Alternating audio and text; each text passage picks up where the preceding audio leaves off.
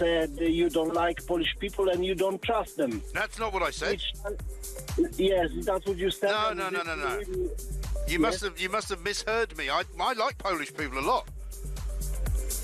Christ me, I never heard of this from you. I've heard this on the radio. Okay. Well, I'll tell you what. You want to have a listen? Have a listen to what I said. Okay. Listen to this. Yes. I don't like Poles. I wasn't talking about Polish people. Yes. I was talking about polls. You know, when you do a poll to find out what people think. You know, like they say, 55% of people vote Remain, 45% vote Leave. That's a poll. I wasn't talking about... but later on you said you don't trust them, so you don't... I don't trust them. No, that's true. I don't trust Poles, and I don't like Poles because I don't trust them. But that's not Polish people. No, that's what I thought. That's what I pick up. Oh, so I'm terribly sorry. Listen, well, I would never say anything like that. No, so in this case, I never learned English. No, listen, it's fine. It's absolutely fine. I'm very glad you called in because I wouldn't want you walking around thinking that Mike Graham is a horrible bigot. He doesn't like Polish people. No, I was thinking, what the hell? What's going on here, actually? I must be back and explain a few things.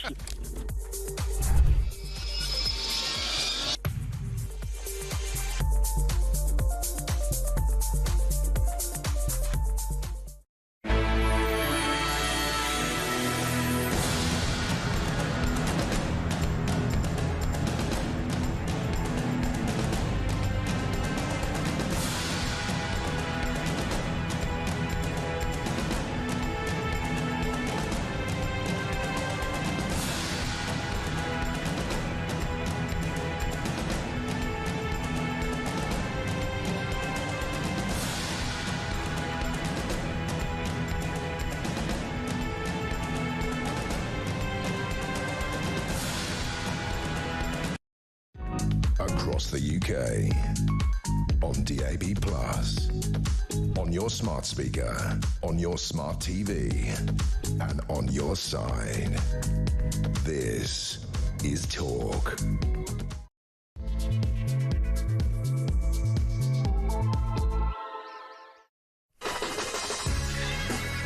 A very good morning and welcome to Morning Glory. It is, of course, Tuesday the 29th of April. Ladies and gentlemen, it may come as a great big surprise to you. We've been here for an entire year. This is the first annual anniversary of Morning Glory. We started a year ago.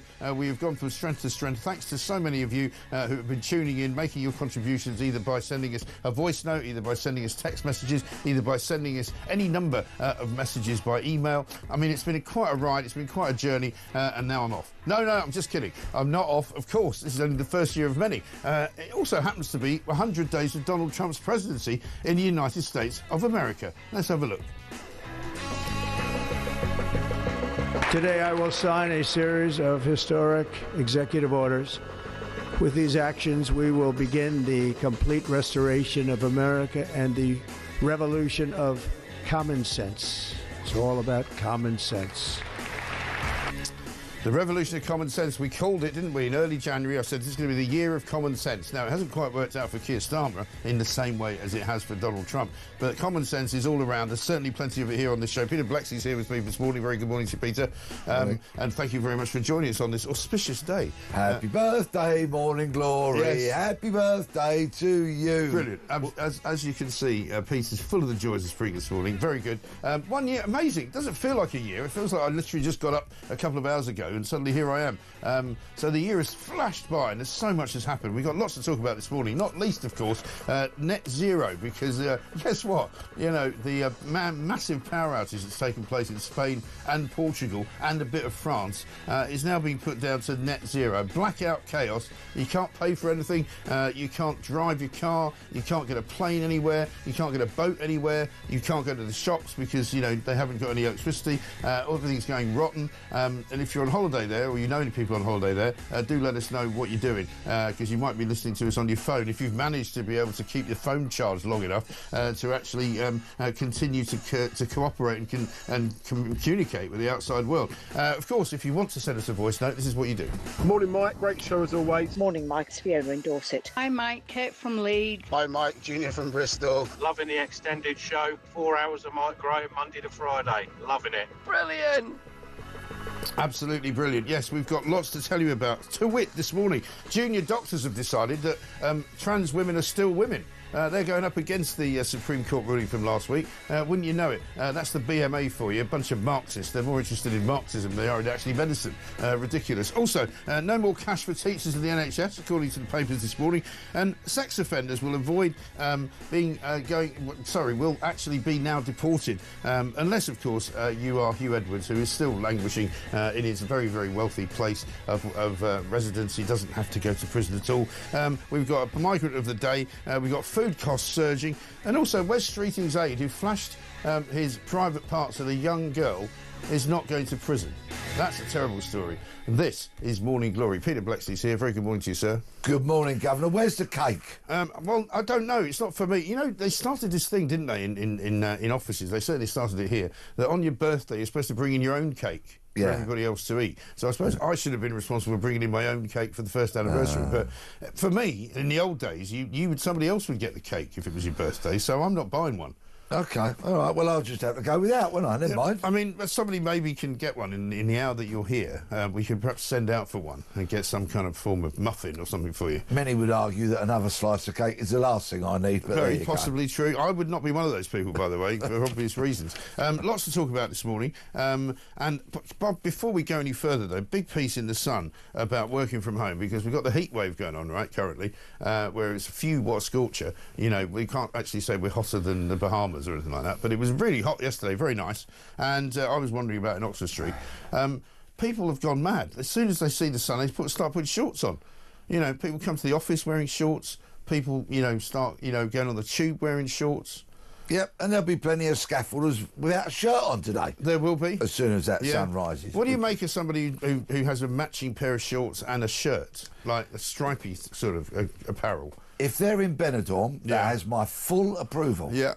If they're in London Bridge in a work environment, not quite so Not so much, Not quite so Or on the tube. I'm concerned about somebody that puts that much effort in to actually get the top and the bottom coordinated. Well, I do have to confess, I used to have such an outfit in my wardrobe. That doesn't surprise me. But I wore it for high days, holidays and getting a laugh, basically. It's not one for Bexley High Street, is it? No. I mean, I don't care how hot it gets. But apparently, according to The Sun, more and more people are actually going to be working from home. And because of the fact that they're not being monitored, they'll be sunbathing in the garden. They won't be doing any work at all. Well, I suspect that the trains will slow down or stop running, won't they? Yeah. Because the lines will buckle and all that kind of stuff. The thing that surprises me, we haven't had any warnings yet about wildfires. No. Normally we get those. No, very true. And, of course, if we have a rare atmospheric event... Yes. Like so many people are blaming the huge power cuts...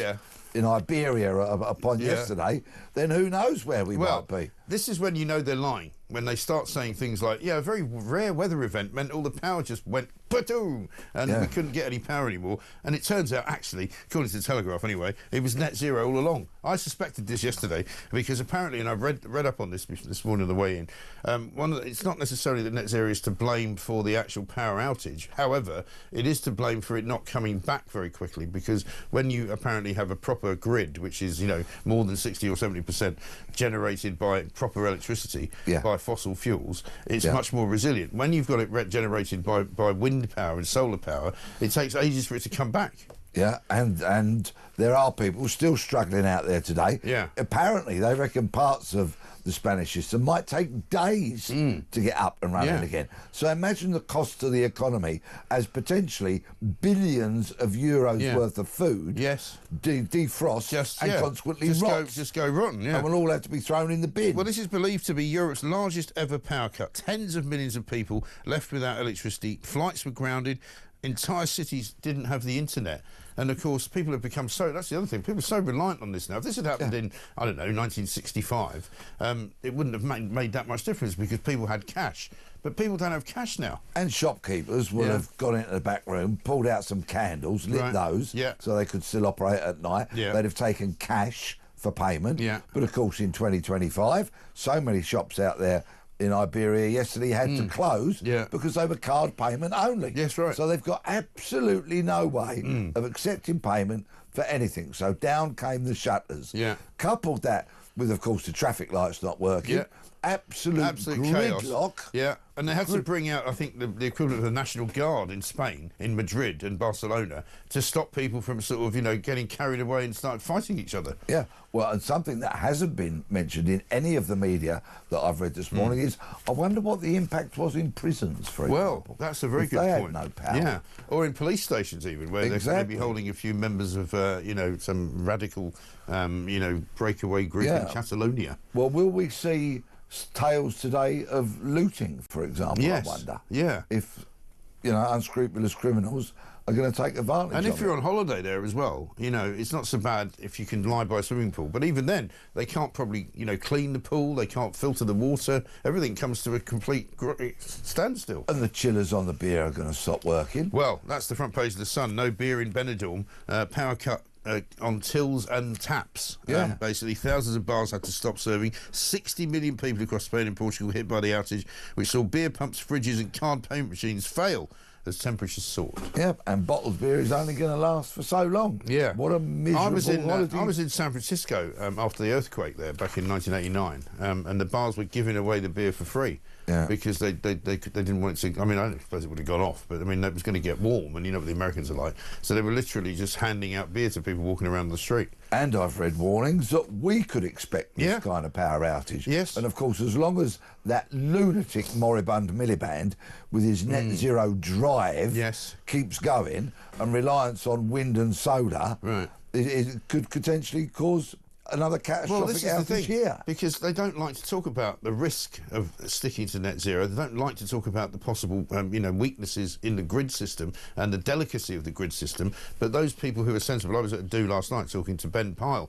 funnily enough, who's a climate expert or a power expert, shall we say, and he was saying, we were chatting about it, and I said, I bet you it'll turn out that they've got something to do with net zero.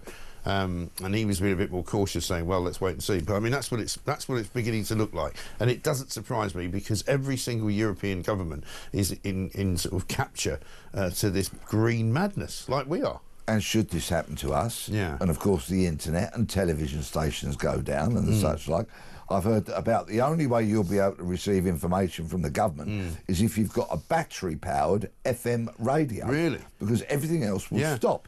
So the one of those wind-up radios they used to sell. Yeah, or one of those. Or one of those. Yeah. So, or a battery. I call this the wind-up radio show, but that's a different thing. Sorry. Indeed. So, is this going to come to our shores?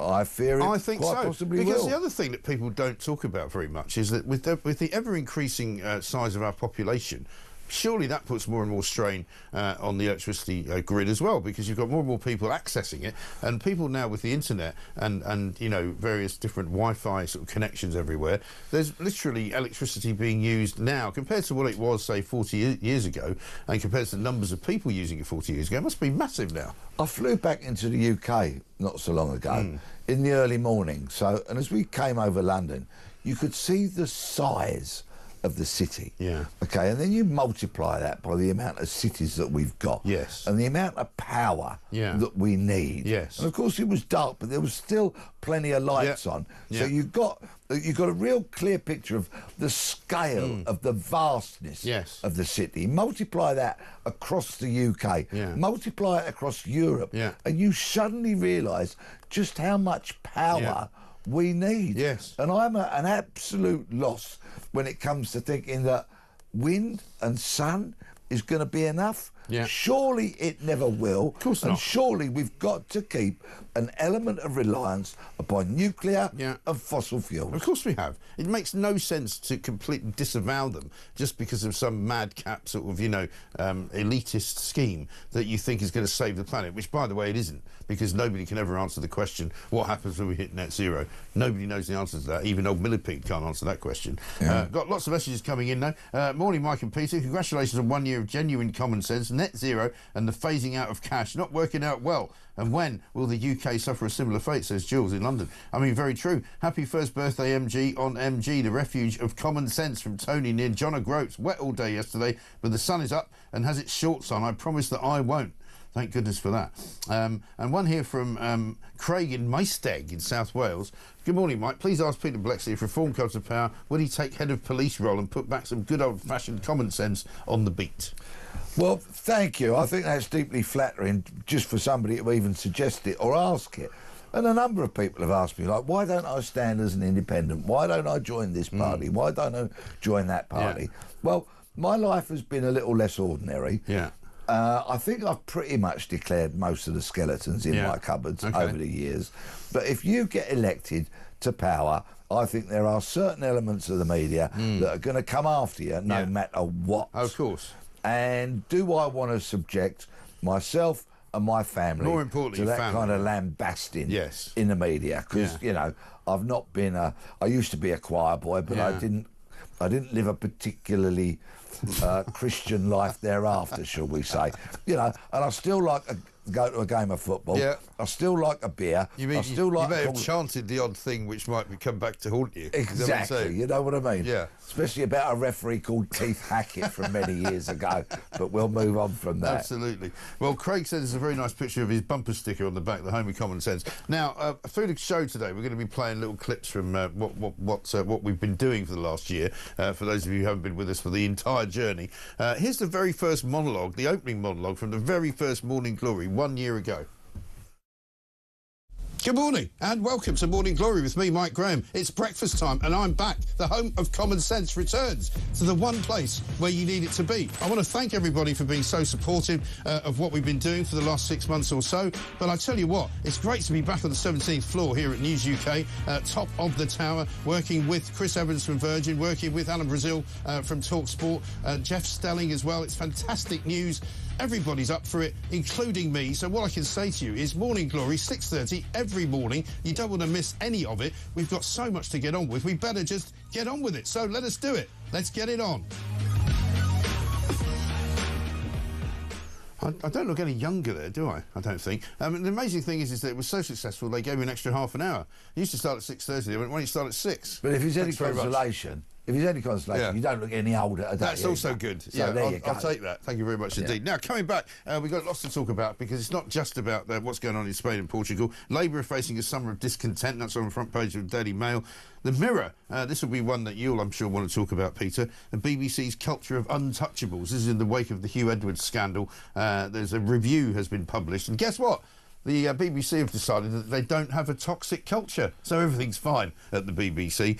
Also, we'll be talking about 100 days of the Trump administration because, by bizarre coincidence, not only is it my 1 year anniversary, it's Donald Trump's 100 days of power. We'll be talking about Keith Starmer and the EU, who for some bizarre reason decided to sign a pact in which Donald Trump is kind of rode out of it all. We'll also be talking about Wes Streeting's aide, who's avoided jail despite the fact that he was flashing his bits at a teenage girl. Absolutely shocking story. It's all coming up. Keep your voice notes coming. Keep your texts coming. This, of course, is Morning Glory. We'll see you after this.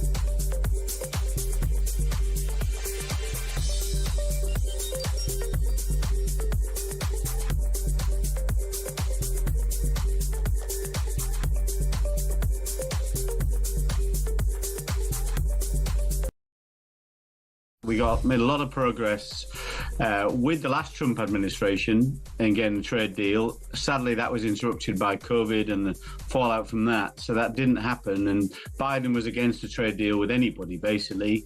So we couldn't make any headway. Now Trump's back in play. He has this great affinity with the UK. He has obviously lots of investments in the UK, so it's a much greater likelihood. So we welcome that. Obviously, there's lots of detail behind that. We've got to make sure that the UK industry, our farmers, our food producers are on a fair and level playing field. Across the UK, on DAB+, on your smart speaker, on your smart TV, and on your side. This is Talk.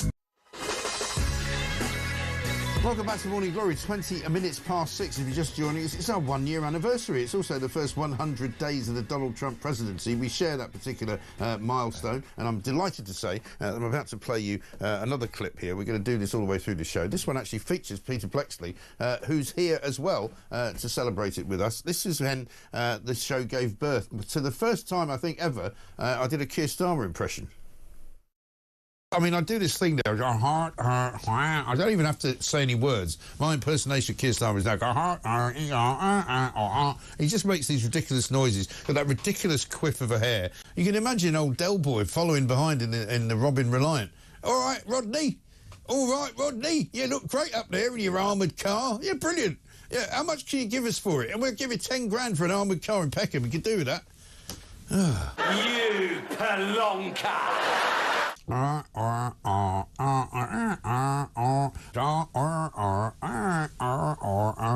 Really good. I mean, the show's become a sort of comedy show over the course of time, because what else can you do but laugh at these idiots who are making such a mess of this country? Laugh or cry. Yeah. And Starmer presents us with so much material. He really does. On an almost daily basis. Yeah. And if he's having a day off from being in the media, then one of his lamentable members of the cabinet will step up. Lamentable as in David Lammy, possibly. Yes, and lamentable indeed. as in Rachel Thieves. Yeah, yeah. You know, Angela Rayner. Yvette Cooper. Oh, smashing the gangs. Yeah, it's amazing, smashing isn't it? avocados. I mean, and as if his timing is always wrong as well, Starmer. A piece in the Telegraph today, Downing Street has drafted a joint statement with European leaders that commits to rejecting Donald Trump's most controversial policies. At a time when we're having a conversation about tariffs, at a time when we're supposed to be, you know, not sucking up to Donald Trump, but at least being sympathetic to some of the things he's doing. Who'd have thought that the anti-Brexit Starmer would want closer ties to Brussels? Isn't it shocking? What a surprise, everybody. And this is just a thin end of the wedge. Yeah. He is going to draw this country closer and closer and closer to Brussels during the next 4 years, without a doubt. There will be backdoor deals and agreements like this and everything. So that almost by the time the next general election comes around, it'll be like Brexit never happened. I know. Well, we're already talking, aren't we, about bringing youth back into the freedom of movement conversation, and which will only end one way. You know, there won't be anybody going from here to Europe to work, because most of our, unless they're very wealthy kids of sons and daughters of the rich who can go and sort of work in a ski lodge or something, most Brits don't go and work in Europe because they don't speak any languages. No. Whereas the Europeans will all be coming here, and some of them might not be as European as you might want them to be. The subtext to that story is so blatantly obvious, because what they want more European foreign students coming here to go to our universities. Yeah, to keep paying the piper. Yeah, so that vice-chancellors of universities can be paid, and I know of one who earns £500,000. Oh, no problem at all. I know some who make even more than that. Really? Yeah. There's a couple that make sort of up north of 650,000, 700,000. It's unbelievable. Astonishing. And they're rattling their cans at the moment, because they're going, because you told these students they couldn't bring 65 members of their families with them, they can't come to Britain anymore, so they're not coming. So now they're all losing money, funnily enough. So this will be just another thinly veiled, disguised effort of trying to get more students into the universities to keep those fat cat vice-chancellors living a life of luxury. Absolutely. But this business with Downing Street signing a deal with the EU is not just about borders, but it's also about net zero. It's also about, keeping their commitments to green energy, and it's also about keeping their commitments to the Paris Climate Agreement and free trade. Well, Donald Trump's just going to stick two fingers up to all of that, isn't he? Well, let's face it, we see Starmer standing next to Ursula von der Leyen more than we see him standing next to his wife, don't we? Yes, that's very true. So it's quite obvious that he is trying to draw us inevitably closer and closer and closer, and he'll sign anything that he possibly can to secure those closer ties because he was so anti-Brexit. He was. He voted against it, what, nearly 50 times in and he Parliament? wanted to have a second referendum, we shouldn't forget. He was pushing for that massively until the last moment, really. Yeah, indeed. So it comes as no surprise to anyone, but flies in the face a little bit of a story we might deal with a bit later on regarding Donald Trump and one of his golf courses. Yes. But... We'll come to that because Turnberry is back on the menu, which will be fantastic news for everybody who loves Scottish golf because it really is one of those great places. Bit of breaking news: Mark Carney's Liberal Party has won the Canadian election. Possibly the least interesting piece of breaking news ever. Good luck, Canada. That's all I can say, because if Carney is Trudeau in a different suit, then they are just going to carry on with their utter nonsensical, woke, like hyper-liberal nonsense. And do you know what they were doing as well during the campaign? They were actually frightening people by saying this is about the sovereignty of Canada. You know, they were really pushing this idea that Donald Trump was genuinely going to make them the 51st state of America, which is never going to happen, right? Absolutely never going to be on the cards. And yet they managed to frighten all the Canadians, which is not that difficult to do, into voting for this bloke who couldn't even run the Bank of England. Yeah, he's now running, you know, one of the biggest countries in the world. Yeah, so good luck, Canada, but it would be remiss of me not to send my very best wishes to the people of Vancouver who had that dreadful attack over the weekend. Of course, absolutely right. Now, as we said, not only is it our first birthday here at Morning Glory, it's also the first 100 days of the Donald Trump presidency. This is a video that the White House put out for their first 100 days of achievement. Heading back to the White House, Mr. Trump pledges to take swift and sweeping action to close the southern border and to deport millions of migrants here illegally. Donald Trump's political career has been defined by his promise to deal with illegal immigration. My administration has launched the most sweeping border and immigration crackdown in American history. We've seen illegal border crossings drop 98%. The southern border now, under his leadership, has the lowest number of illegal crossings in the history of the United States of America. We are the face of why there is becoming change. President Trump, thank you. He's a man of his word. He wants to get rid of fentanyl. He wants to make sure that we stop the killing of innocent Americans. President Trump was able to do in 7 weeks what the Biden administration couldn't or wouldn't do in 4 years. Right now, as you and I are talking, we have the most secure border in the history of this nation. The media and our friends in the Democrat Party kept saying we needed new legislation, but it turned out that all we really needed was a new president. And it's been quite remarkable, hasn't it, the first 100 days of Donald Trump. He's done things that nobody thought he could do. He's done things that people said he wouldn't do. And he's fulfilled his mandate. He started to do all the things that he said in his election campaign that would happen. And love him or loathe him, he's unconventional. And he has struck a few deals in his 78 years on this planet. So he does know how to negotiate. And, of course, it's to the absolute dread of the establishment, bureaucratic, liberal-minded kind of people who have delivered rule books, reams and reams of rule books and regulation diktats for years, and they love it because for any given situation they can always delve into the rule books and find some reason to shut you down, sack you, or otherwise marginalise you. Donald Trump has gone in and said, I'm going to cut a huge swathe through all of that bureaucracy, all of that wastage in government departments, and I'm going to get things done.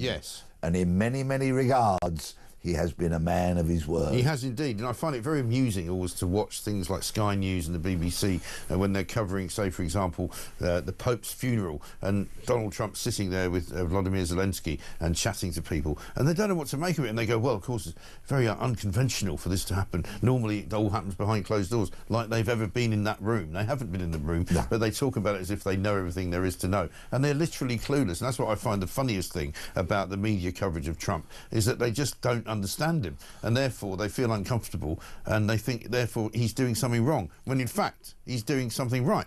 And of course, not only has he spent decades making business deals and negotiating with people, but he's spent a lot of time making television. So not only is he a businessman, but he's a showman. Yeah. And that sitting down with Zelensky, with those two chairs, was such a powerful image. Of course it was. That when you talk about your likes of the BBC and Sky, they can't deal with the fact that he's a businessman that they've never been, and he's a better showman than they will ever be. And they can never predict what he's going to say or do, and therefore they feel uncomfortable around him. Apparently we've got a live feed going of Mark Carney. I don't know whether this is his acceptance speech, but it's not going to be very exciting, but let's just have a listen. For all Canadians.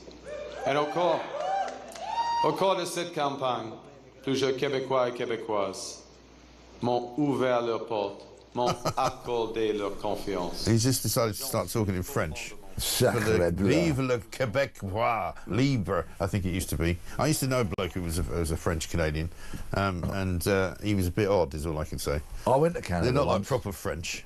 I went to Canada once. I used to go to Canada a lot, actually. But, I'm never going again. No, don't go to Ottawa. Toronto, great city, right? And Vancouver actually is said to be great. I've never been there. But Ottawa, which is the sort of the home of their government, is about as dull as you can get. I mean, think of the dullest place you've ever been and multiply it by about 10. Canberra in Australia, another place that is in a government city. Yeah. Where it's just government employees, government departments and all of that. Yeah. Soulless, dreadful, barren, humourless, awful, godforsaken place. Yeah. But I know this is a sweeping statement. You had a good holiday. This is a sweeping statement. Yeah. And I wasn't there very long, but I did find Canada and the Canadians that I met rather boring. Yes, I think that's what they're famous for, to be fair. You know, it's a very large country, there's hardly anybody in it. I think there's more beavers than there are people. You know, it's one of those kind of places. And moose. 6:31, Peter Blexley's here. Coming up, we'll talk about the BBC and their toxic culture. Apparently they don't think they've got one, despite Jimmy Savile, Hugh Edwards, Rolf Harris and the rest of them. This is Talk.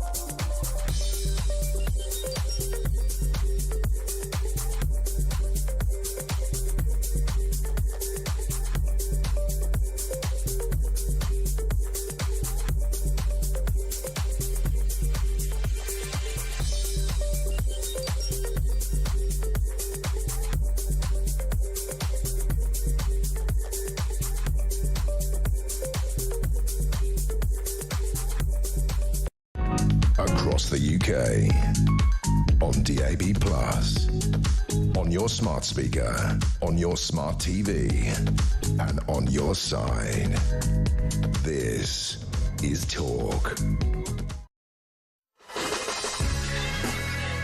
Welcome back to Morning Glory, 6:33. I'm Mike Graham with you all the way through until 10 o'clock. It's our first anniversary. And thank you to all of you who are sending in some great messages and some lovely pictures as well. Tony from Stoke-on-Trent has sent a picture of him gurning behind what looks like a pint of lager. Happy birthday to all at Morning Glory. You've kept me sane whilst out and about delivering. Keep up the great work. Indeed, Tony, thank you very much indeed. And Robert in Hitchin says, your Starmer impression sounds like a confused Cyberman from the 1960s. At least they had more facial expression than Keith. Back when the show and the BBC was something to be proud of. Congratulations on one amazing year.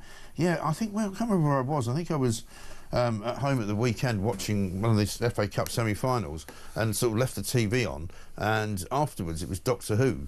But I had I wasn't looking at it somehow, but the sound was up. And the beginning of Doctor Who sounded bizarre. And like they've changed the signature tune, they've changed everything about it. It's absolutely awful now. And that's why it's tanking. Nobody's watching it. Nobody watches it. They've tried Doctor Who as a woman, they've tried Doctor Who as a sort of hermaphrodite, they've tried Doctor Who as a, gender neutral whatever, and nobody cares anymore. Yeah. It's just rubbish, isn't it? Building on what Tony said in his message, somebody stopped me in the street the other day and they said, thank you for everything that you say on Talk, he said, because what you've made me, I don't feel like an outlier anymore. Right. He said, when I listen to you and I'm listening to Talk, I actually feel like I'm not the only one who feels this way. A lot of people Other say people that. think like I do. Yes. He said, so thank you very much. It's a very powerful medium for that, because I think a lot of people do feel as if they're a bit isolated, because they see people who, you know, hate Nigel Farage walking around. They see people who hate Donald Trump walking around. And then they listen to us and they go, well, maybe they could have a different view. Maybe actually these people are not the devil incarnate. Maybe they're actually quite interesting politicians. Yeah, because, you know, we're not virtually. I've got a message here from somebody who doesn't have a name saying that there's a power cut going on in Bradford, and there's been one since 3 a.m. I haven't heard that from anybody. If that's true, and anybody else wants to help us out with that, do let us know. We'll pass it on to everybody else. Speaking of the BBC, the Daily Mirror on the front page this morning has got Culture of the Untouchables, a picture of that famous picture of Hugh Edwards going to court. Do you remember the first time with his dark glasses on, thinking of obviously of himself as some kind of, you know, Hollywood, you know, leading man. I mean, it was quite disgusting, wasn't it? If he was made out of chocolate, he'd eat himself. He really would. And again, let's not forget, he's a paedophile, a convicted paedophile, who didn't go to prison. Yeah, correct. Like thousands of others who get arrested for sharing and creating vile, disgusting images of the worst possible category. Just ridiculous. Absolutely ridiculous. Not only is it front page of the Mirror, but the Times mention it on page 9 today. Okay. And I'm just going to read out the very short opening paragraph of Alex Farber's piece in the Times. And it says, the BBC has rewarded bullies and untouchable stars and punished those who raised issues because of fears about protecting its reputation, an independent report has found. Yes. What a thing to have said about your organisation. I know. And about the so-called jewel in the crown of broadcasting, the thing that we're always told is one of the great things about Britain is the unbiased BBC. Well, I'm afraid not only is it now biased, it's also, unfortunately, riddled with people who are bullies and paedophiles. It doesn't name these untouchable stars, and I'm not going to get myself sued by speculating as to who they are. But privately and quietly, I'd take a good guess at some of them, and I suspect many other people would as well. But, OK, so the report also said that it's not widespread, it's not endemic, but it exists. And, of course, if you've just got a smattering of these untouchable stars, how far does the disquiet and the unpleasantness and the influence that they have, how far does that spread? Right. Well, when it comes to Hugh Edwards, apparently an awful lot of people knew that he had behaved in a pretty inappropriate way with a lot of young producers, a lot of young male producers. I mean, we know of a couple of them personally because they used to work here, and they told us what it was like. He used to hang around outside the building waiting for them after they came out after doing a shift and asked them if they wanted to go for a drink. I mean, that kind of thing, which if you're a young guy starting out in the business at 22, 23 years of age, you're not really sure what to say, are you? No, of course. You know, the big stars kind of courting you and asking you to go out with him, but effectively, you kind of going, blimey. When he's old enough to be your granddad. Yeah, and according to this report too, it says here that junior staff warned that it would be career-limiting or pointless to complain about someone who was considered to be worth more or was perceived as a favourite by managers. Almost one-third of freelancers encountered inappropriate behaviour while on a project. No. So there's a lot of work to be done by that organisation. But don't worry, though, because the Workplace Culture Review found no evidence of a widespread toxic culture. Yeah. Just bits and pieces here and there. Just pockets of it then, shall we say? Yes. Anyway, well, let's hope they address those, because they most definitely need to. And my sympathy goes out to anybody who's not felt that they could speak up when being bullied, harassed or otherwise pestered by some untouchable. Yes. Now, speaking of untouchables, I want your view on this story, because this is a two-tier Keir story, if ever there was one. And this is the story on page 21 of the Sun newspaper this morning, about a former aide to Health Secretary Wes Streeting. Sam Gould, his name is, 33 years old, was seen performing a sex act on himself in his car by a girl of 13, right? Sex Pest then tailed his particularly vulnerable victim, who was in her sports kit, on her way to play football with pals. She hid behind some bushes to avoid him and then ran to a bus stop and called her mother after Gould followed her on foot. Now, I don't know about you, but you'll know more about this than I do. That seems to me to be a pretty serious crime against a 13-year-old girl. He's not going to prison for it. This is predatory behaviour of a deeply, deeply worrying nature. And let's also remember that he was convicted of another offence. He was. Indecent exposure yesterday.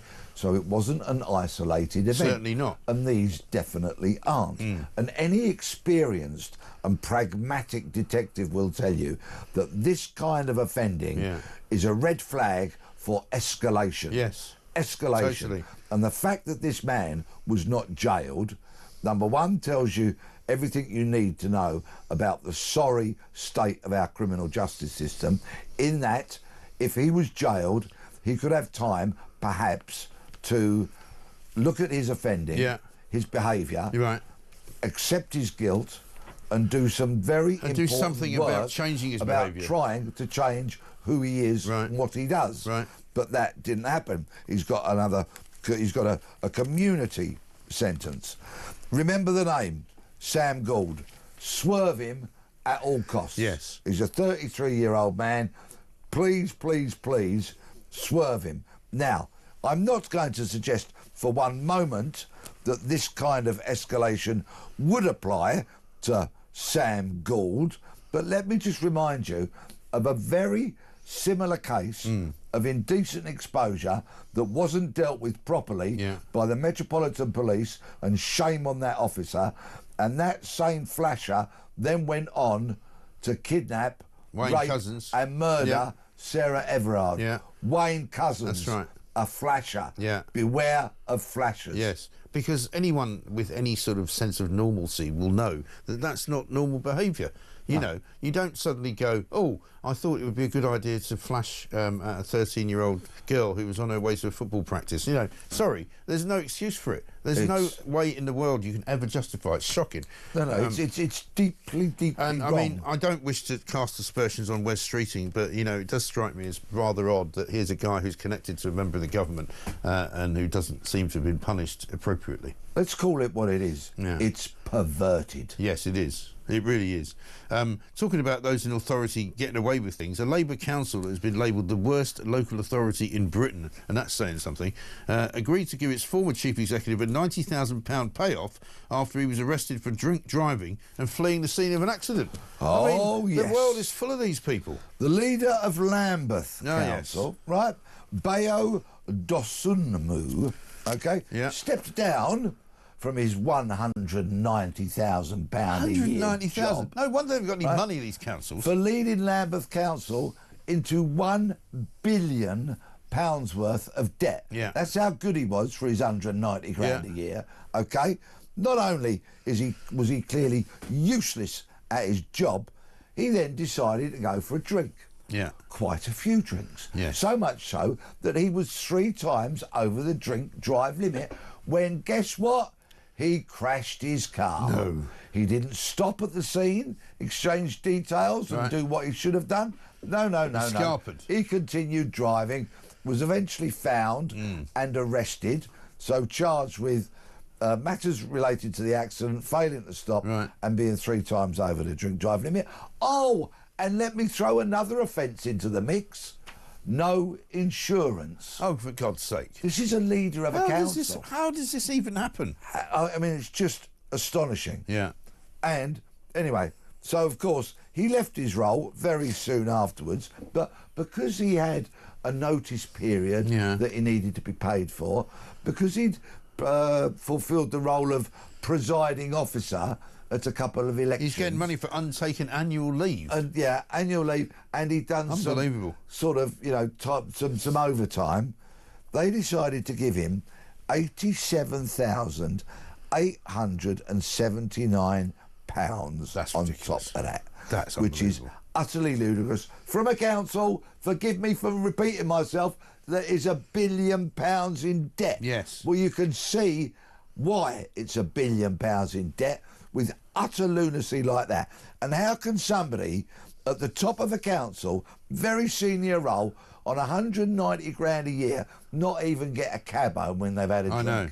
Incredible. I mean, I suppose we should be surprised he didn't even have a chauffeur to drive him around.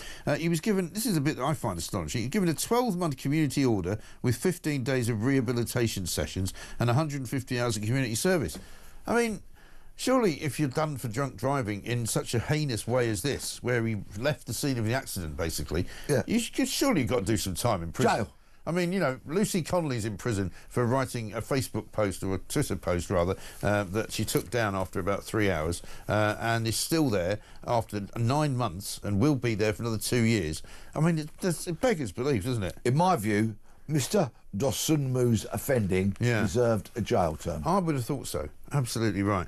Now, this is the first anniversary of Morning Glory, as I said. So we make no apology for going back over some of the old stuff that we've done.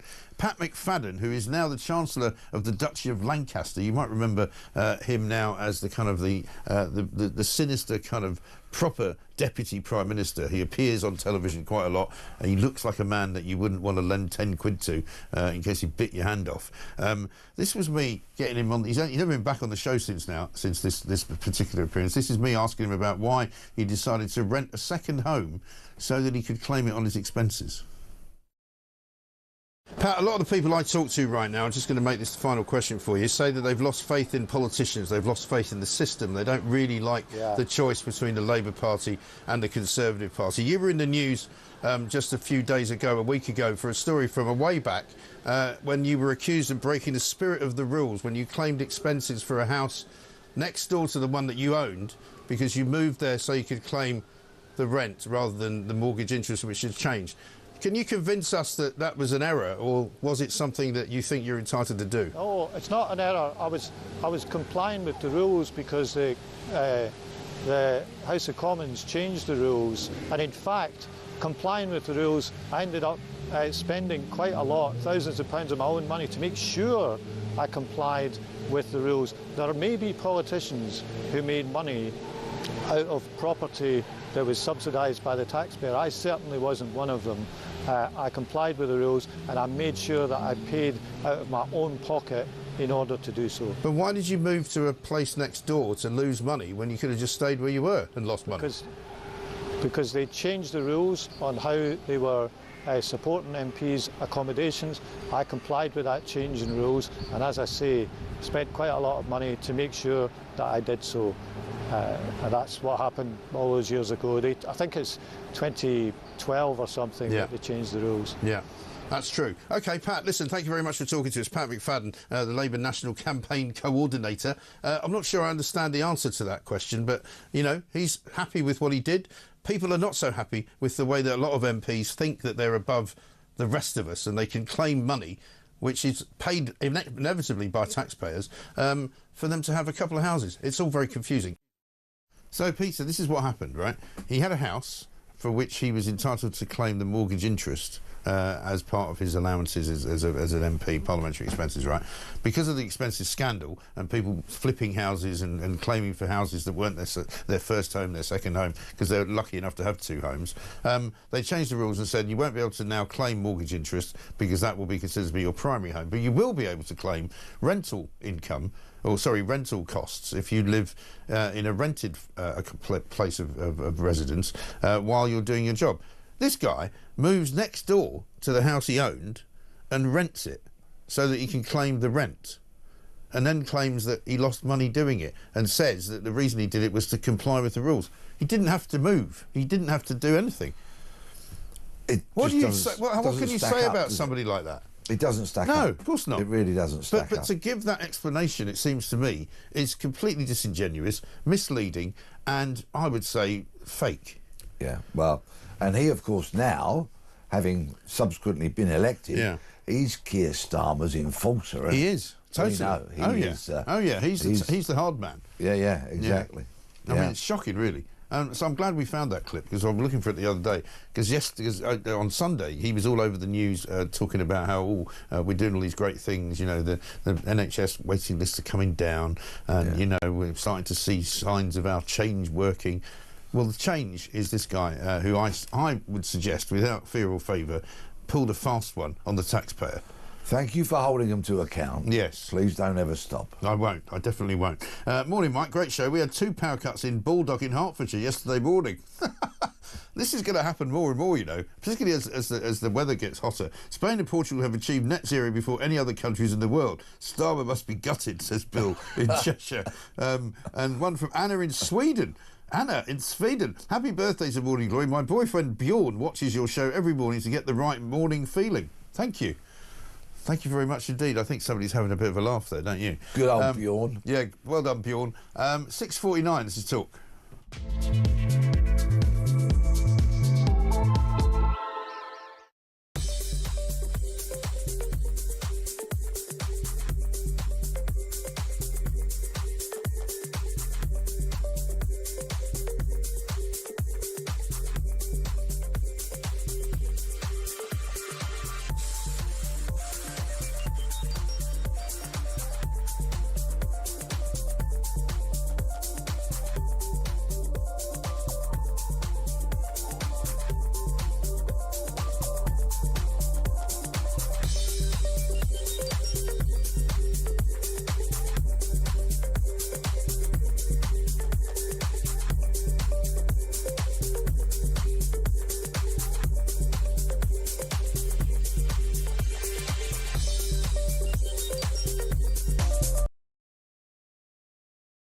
Well, we are allowing it to happen, and it's not just Datchet. I mean, there are so many towns up and down the country that I'm afraid have been at least temporarily ruined by illegal immigration and indeed sort of semi-legal migration, by which I mean people coming over on false pretenses. They do manage to rustle up the paperwork, but they're just flooding areas and performing only cash in hand jobs, you know, bringing over relatives.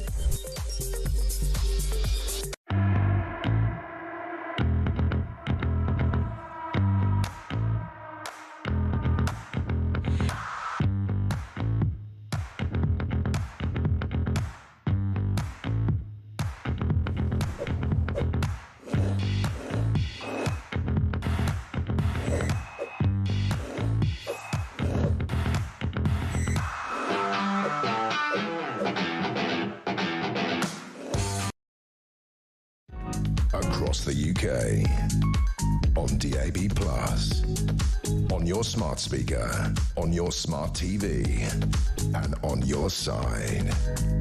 This is Talk. Welcome back to Morning Glory. I'm Mike Graham, and of course this is our first anniversary. So the Home of Common Sense has been a year old, and many of you saying some very nice things. Thank you very much. Keep your calls coming in, 0344 499 1000. You can send us a voice note. You can send us a text as well to 87222, starting message with the word Talk. And we are at talkTV, of course, on X and Twitter, if you should so decide to send us a message that way. And now, there's a band called Kneecap that I've never heard of until about a week or so ago. A Belfast rapping organisation, you might not be surprised to know, famous for being, you know, really, really edgy. And the lead singer likes nothing better than to wear a balaclava, which seems to have a Palestinian sort of flag on it, right? Now, they've spent all sorts of concerts over the course of the last year or two, shouting for Hamas, Hezbollah, the IRA, and I think we've got a bit of a clip for you. Have a look at this. Sorry, early in the morning. Tories. The only good Tory is a dead Tory.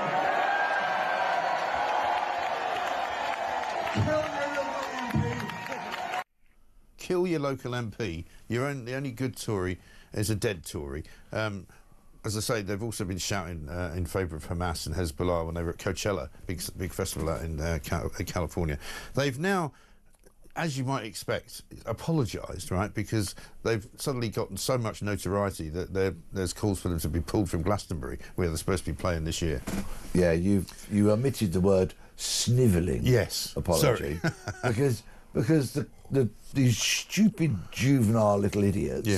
Have suddenly realised that their Glastonbury gig is now in jeopardy. Well, so is their entire career, by the way. And rightfully so. And I'm with Kemi Badenoch, who yesterday said they need to be prosecuted. Yes. And they do. You cannot go around saying, kill people, kill your MP. Right. It's just Not on. And they've now apologised to the family of David Amis and the family of Joe Cox, saying, "Oh, we didn't really mean to say kill your MP." Well, you just said it. You just said it. You literally just said it. Yeah, with some conviction. And by the way, once again, I don't like to invoke Lucy Connolly's name in every show, but I'm afraid I will. But what's the difference between somebody on a stage saying it to a crowd of people in a theatre, you know, kill your MP, and her saying, go and burn down some hotels with migrants in it? What's the difference? Exactly. Will prosecutions follow?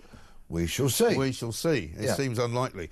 The big story as well today, sex criminals to be banned from claiming asylum in the UK. This is after that terrible case, of course, of the guy who threw acid on his wife's face and on his children's faces, who had been convicted of being a sex offender, but because he wasn't sentenced to, I think, as lengthy a time as 2 years, he was allowed to stay in the country. They're now saying any kind of sex offence will mean you get kicked out. I'm not so sure that that's the way it'll work.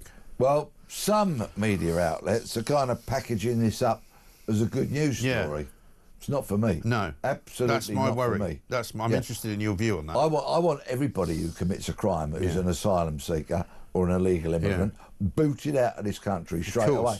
I don't care whether it's stealing a pint of milk, let alone a sex offence. I want you gone, because you are taking from our society and not contributing to it. So on that very, very straightforward, simple, easily understood principle, you should be gone in the blink of an eye. I take Caroline Leavitt's view on this. She's the White House press secretary who was asked a question by some woke journalist, you know, in America, about, you know, why are you deporting people who have come into this country who are seeking asylum?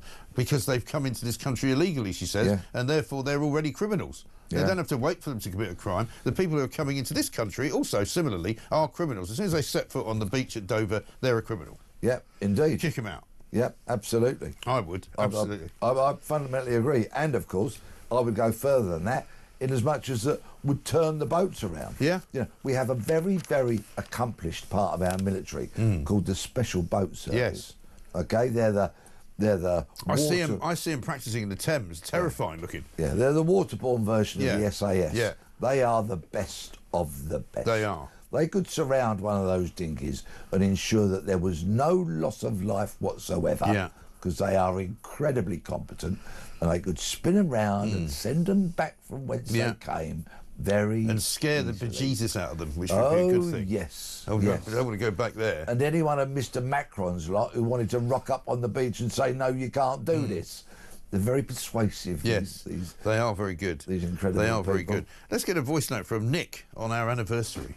You've reached a milestone and it's marvellous, and I would like to offer you personal thanks for keeping me and many thousands of our population sane over the last 5 miserable years with your humour and knowledge about what's going on. Same to Peter Blexley, actually. And I hope you're going to be there to entertain us and keep us sane for the next 4 years, which are likely to be equally as miserable under this disgraceful government. Nick, you're very kind, and you're absolutely right. There's only one way to deal with these morons in government, and that is to continue to poke fun at them and to continue to criticise them, because, I mean, I still am of the impression that Starmer will not last the course. I still think that he's got something about him that is going to create havoc and ruin his reputation. I mean, he's come close a couple of times, you know, and I still think he won't last the pace, and he'll be gone before the end of this term. No question at all. But then, of course, that would throw up the completely unpalatable question about who would replace him. Well, exactly. Maybe it'd be Pat McFadden with his kind of, you know, rather mercurial and rather nasty image of... As somebody said to me on Twitter the other day, if he was to be depicted by a member of the sort of the animal kingdom, he'd be a tapeworm. And just remember... spitting image. Just remember, if you're to knock on Pat McFadden's door, he's not in, he's next door. No, he's next door in the rental. Sorry, mate, he's moved out. How about the sex toy Iranian? This is my migrant of the day story. An Iranian asylum seeker who apparently can't be named. They never can be named, these people. Granted anonymity. Right. He apparently was saying that he couldn't be sent back to be deported to Iran because he was a sex toy smuggler. Yeah. I mean, I've heard of some funny jobs in my time, but...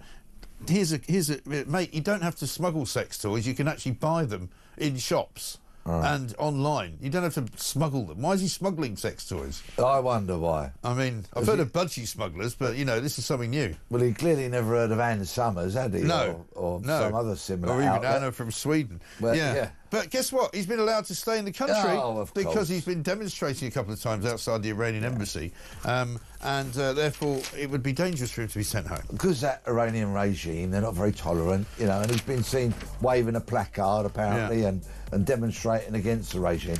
You see how these people play us? Yeah. They I know. absolutely play It's us. a joke, isn't it? Go to a demonstration, have an anti-regime placard, make sure you get photographed by a member of the press. So easy. And then when you do, and then when deportation does start, you just go to court, say, that's me, can't deport me. That's it. Peter Blexley, brilliant to see you. We'll be back after the news.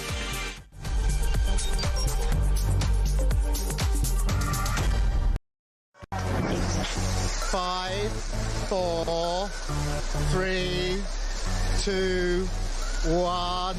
Hey! 8722, start your message with the word talk. Who would you send to space and why? The person I would love to send to space would be Mr. Keir Starmer. And then I would tell the Galactic Empire that he was part of the Rebel Alliance and let them blow him away with the Death Star. No Brits was involved, no fingers could be pointed. You carry on taking the medication, George. Yes, I'd send all the Labour government to space with a one-way ticket and throw in the SNP for being useless. They're all a bunch of... Oh, all right, fair enough. One person, quite frankly, I think needs to go to space in a one-way journey is Jeremy Kyle. He goes on about his age one more time, how he's 60 this year, he was 59 last year, repetitively over the course of the weeks and months. We have to hear him, I'm 60 this year, I'm 60 this year. Richard Tice, did you put that cheeky bugger up to that? I'm hoping he's going to send me the invoice because that was absolutely brilliant. Which MP would you send to space? Although I'll get in terrible trouble if I answer that. But it's fair to say there's quite a long list. The sad thing is about sending people into space on a one-way ticket is I don't think that we've built a spaceship big enough to take the lunatics off this planet. I mean, from the net zero loonies to the transgender loonies to the racists to the terrorists, there is just so much to the wokerati. We need some big spaceships. Big spaceships. Good evening. I never know how you're going to start this conversation, Jeremy. Katy Perry went to space today, OK? Who would you send... I'd love her to say what I wanted to, but I'd never disrespect her. Who would you send to space who could never come back? Well, I'd be happy to send Ed Miliband to space, I think. Oh, that is an outrageous question to I'm not even going to answer that question. Sam Matterface, so you get the job, yeah? Come on. No, Sam Matterface, I tell you what, says no. I think David Lammy would be the person I'd want to send up in space and never come back again. Yeah, the problem is how much would the bill be for him to munch through whatever food on the way there? Hey, it worked.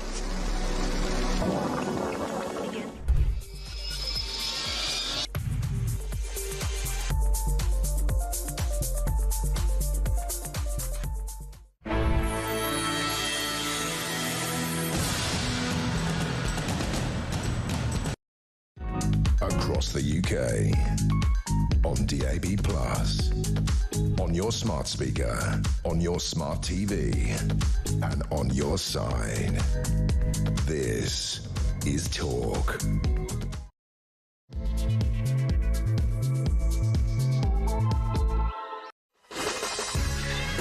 Welcome back to Morning Glory. It's 3 minutes past 7. I'm Mike Graham, and it is our 1-year anniversary, ladies and gentlemen. We're very excited. We haven't got any cake, unfortunately, but don't worry. You can have some cake on your own at home if you wish and celebrate and send a picture of us to us of you enjoying some cake. Got some fantastic messages coming in. Very, very kind of many of you to say such nice things about the show. It happens to coincide with the first 100 days of Donald Trump's presidency, of course, as well. And we know what we have in common with Donald Trump. Have a listen to this. Today I will sign a series of historic executive orders. With these actions, we will begin the complete restoration of America and the revolution of common sense. It's all about common sense.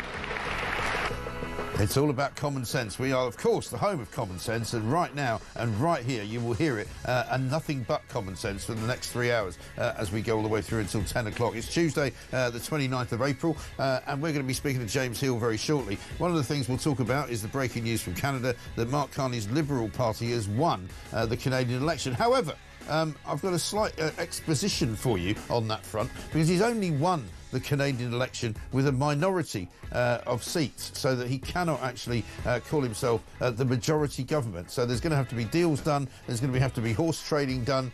So amazingly, Sky News is all over this story as if it matters to anybody here in the UK. It really doesn't. But the reason they're all over it like a rash is because they love Mark Carney. They haven't said that basically he hasn't won a majority. They haven't said that he won't be able to form a government. They haven't said that, in fact, he's going to have to get into bed with some people he might not agree with. They're just calling it some kind of triumph for the Liberal Party of Canada.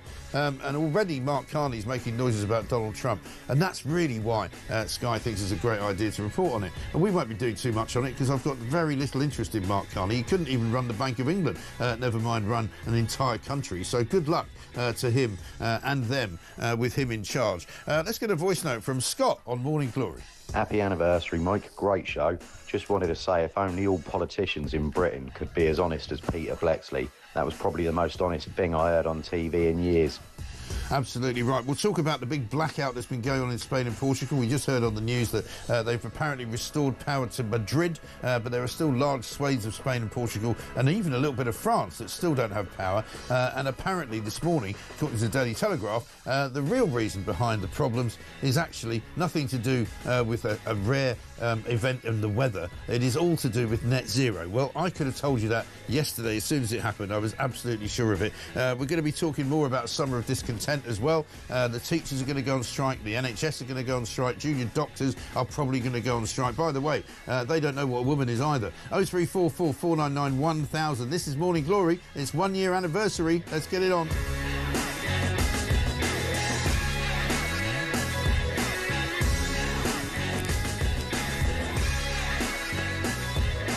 Also, we might talk about food costs as well. You might remember one day last week we got involved in this when the new inflation figures came out to reveal that they were something like 2.6%.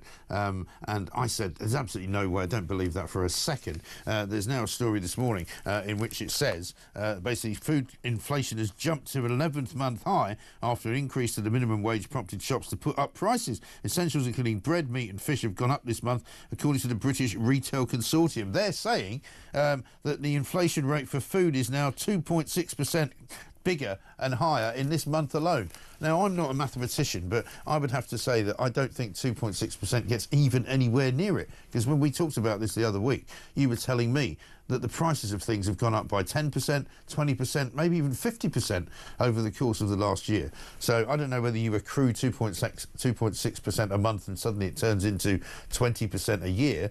But what I can tell you is that the prices are going up an awful lot quicker than 2.6%. James Hill is here. James, very good morning to you. Morning, Mike.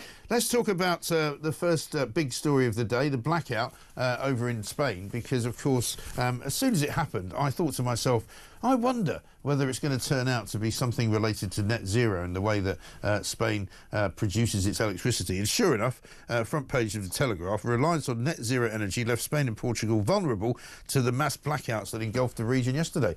So, I mean, it should be a bit of a warning to Britain, shouldn't it? Yeah, massively, and I think we're all looking at how far and widespread these blackouts almost went. There were some suggestions and reports have seen that it could have spread to the rest of Europe as well, that it was minutes away from the rest of the continent being plunged into a similar blackout. Really striking images, as you can see there on the TV screens. And I think that it's going to probably lead to more of a wake-up call about the resilience we have of our national grid, about the power structures we're using. And I thought it was really interesting that it came on the same day that the GMB trade union leader, Gary Smith, spoke out against the net zero plans, calling them bonkers on oil and gas, for instance. Yeah. So I suspect what we're going to see, Mike, over the next next few weeks is people saying, hang on a sec, can we have an urgent question in the House? Can we have a debate on this? Because, it very much could have happened here. Well, exactly right. And according to Catherine Porter, who we speak to on a regular basis on this show, she's an independent energy analyst, she says, in a low inertia environment, the frequency can change much faster. So it's not so much that net zero necessarily caused the blackout, but once it happened, it was much more difficult to get it back up and running again. If you have a significant grid fault in one area, the grid operators have less time to react. That can lead to cascading failures if you can't get it under control quickly enough. And it sounds to me a bit like that Heathrow substation explosion that happened, a couple of months ago, which shut down the airport. There's an awful lot of, shall we say, less resilient grids around the world now because of net zero. Yeah, absolutely right. It's about building resilience into the system, ensuring that you have different forms of energy to take over when other ones, for instance, are affected. I mean, remarkably, of course, remember in 2021 when the UK hosted COP, and there was one bit where, for instance, we had to rely on fossil fuels to power our national generators. Yes. Because the wind went down, there wasn't sufficient wind energy. So that was quite embarrassing for the Green Summit. The point is, of course, is that with all the different elements, you never know which is going to be affected at what point. So hence why you need to have a sort of wide, broad range and basket. And the danger, of course, for this government is that they're focusing too much on just pure green energy rather than other forms, for instance, like nuclear as well. Yeah, exactly right. And so no matter how many sort of sensible people warn them that they have to have this, as you say, basket of different forms of raising energy, they still seem to be absolutely sold on this mad Miliband, race to net zero.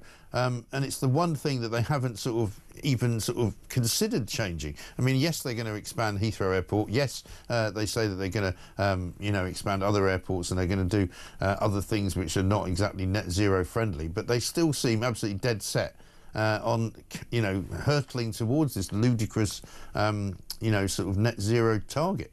Absolutely, and I think when you come to energy policy, there's different elements to stress and at different times. So I think a few years ago, when we had a much more different, or safer world in 2018, we were talking about green energy and clean energy, etc.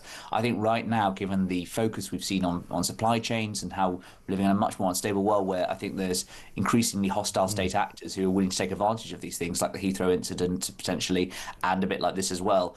We need to have resilience built into the system, and the fact that we haven't done so, I think, is going to probably come back to haunt us at some point. And rather we address this now, learning from Spain and Portugal, than we do, from our own experience later. Well, it's kind of ironic, isn't it? This happens about 3 or 4 days after the Energy Security Summit that was held in London just last week by Keir Starmer and Ed Miliband, where presumably the leaders of Spain and Portugal were talking about how net zero is the future. Well, apparently not.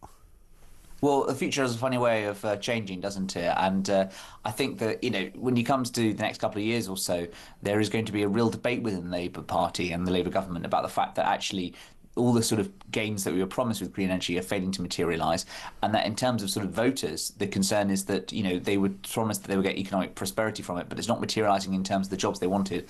Actually, a lot of the jobs, unfortunately, seem to be in London in terms of consultancy, and actually, rather than actually physical blue-collar engineering. So I think that's going to be something to look out for when it comes to, for instance, the debate around local elections later this week.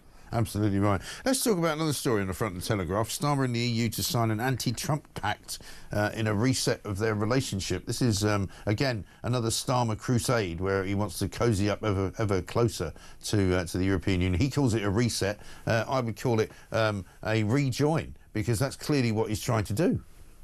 Yeah, and I think it's a really striking thing is that Labour sort of seem to be sort of caught out by both sides. They, on the one hand, they clearly want to get closer to Europe.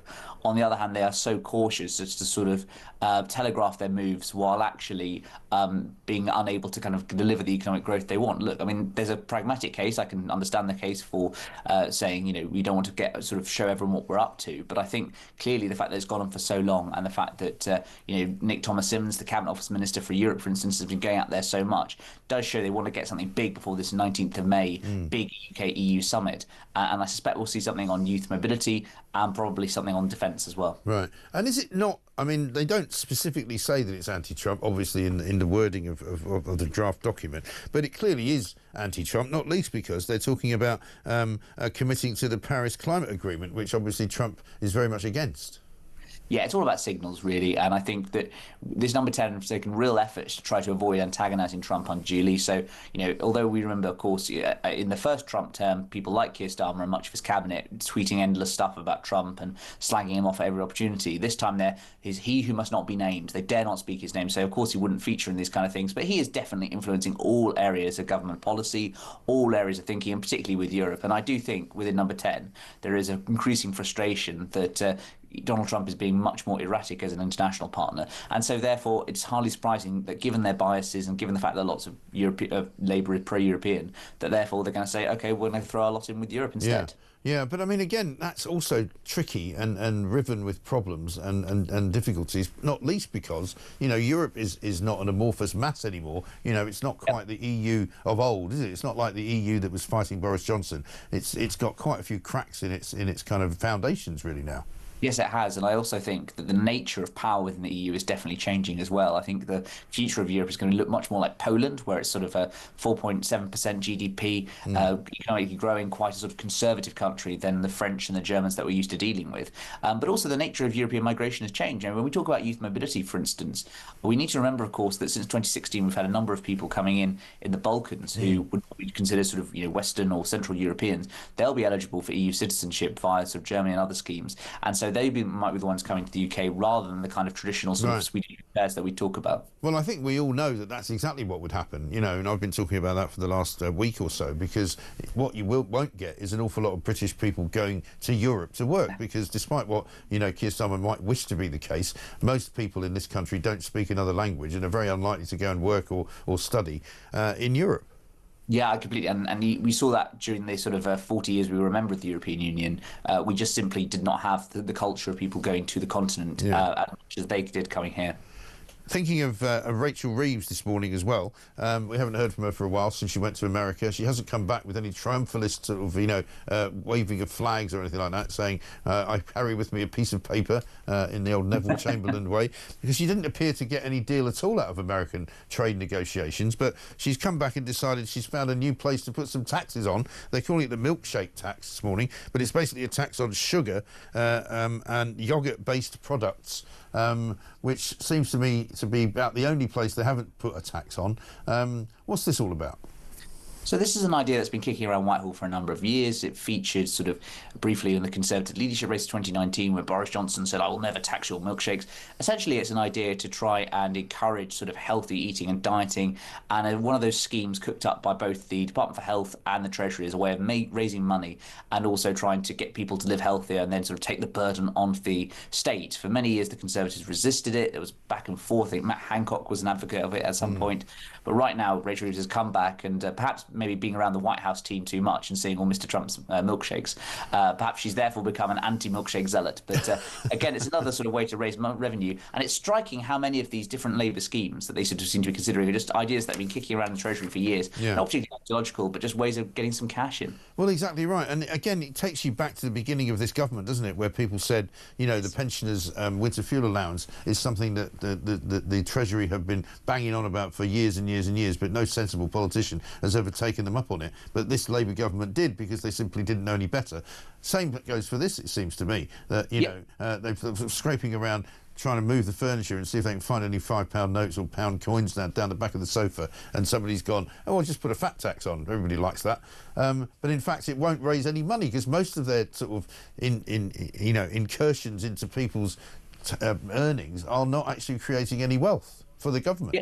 Yeah, absolutely, and also the farmers' tax as well is what I was going to say, and the family farms tax in terms of agricultural relief. Yeah, I mean, look, again, the problem with this Labour government, Mike, I think at the moment is that it's sounding out messages from every different angle. They want to be pro-free trade, they also want to end globalisation. Right. This was the government that Keir Starmer said would tread a little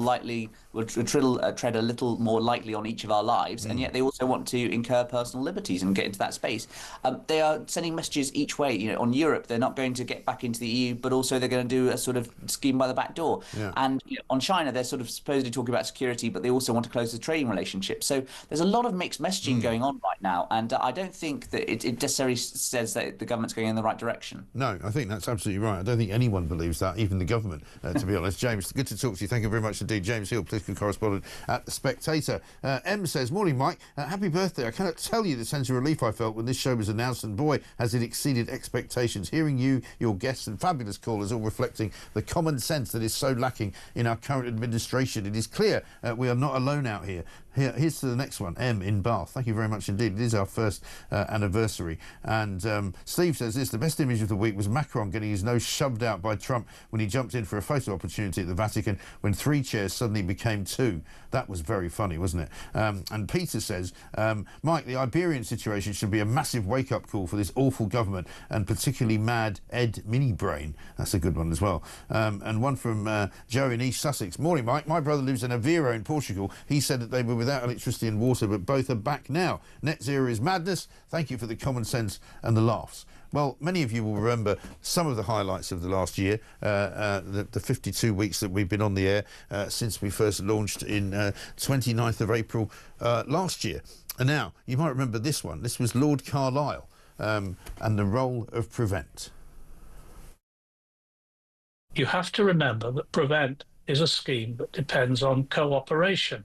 And I find it very difficult to believe that this perpetrator would have cooperated with Prevent. That may be the reason why he was not admitted to the Prevent programme, which is very successful with many people, but not all. Well, I would have to say that I would disagree with you on that as well, because Prevent is clearly not fit for purpose. Would you not agree with that? No, I don't agree with that at all. What exactly has been good that Prevent has done? Prevent has done what it says in the on the tin. Well, it hasn't prevented anything, has it? It hasn't prevented young children being killed. No, it hasn't prevented young children from being killed. It hasn't prevented the London Bridge attacker from killing people when he came to Fisherman's Hall. You know, it has failed multiple times to protect the British public. So therefore, the word Prevent is not even a suitable moniker for the organisation. Can I now answer your question? Please do. Or whichever question you want me to answer. Well, you tell me what successes Prevent has provided us with. I was about to, but you interrupted me during my first I'm sorry, you're obviously not used to robust conversations, are you? Well, yeah, because I'm not going to be spoken down to like some kind of child, OK? I don't know who you think you are. Just because you're a lord does not give you the ability to lord it over the rest of the public, OK? So talk to me as an equal, or else you can get lost, frankly. I thought you were a journalist. No, I am a journalist. Yes, I am. I'm going to answer your question if you'll shut up for a minute. Go ahead. Right. Prevent has done a great deal of good. Prevent has prevented large numbers of people from becoming terrorists, but it does not succeed in every case, and you could not expect it to succeed in every case. Shortly after this interview, Prevent was ruled to be not fit for purpose by the government. Thank you very much indeed, Lord Carlisle, for genuinely contributing to the jollity of the nation by being such a pompous old fool. This is Morning Glory.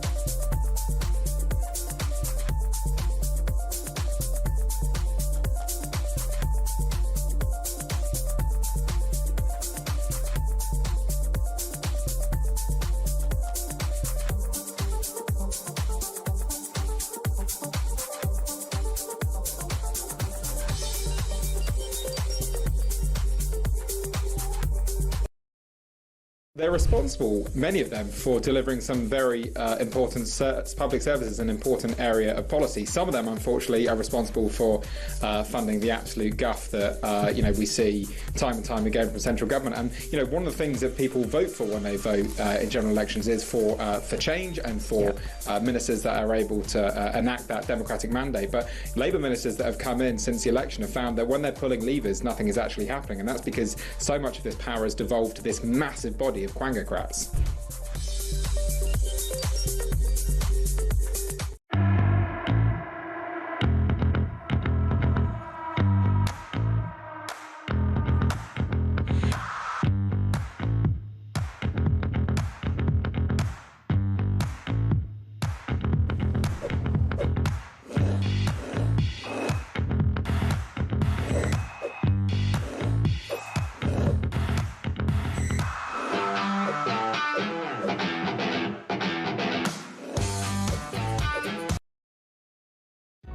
Across the UK, on DAB+, on your smart speaker, on your smart TV, and on your side.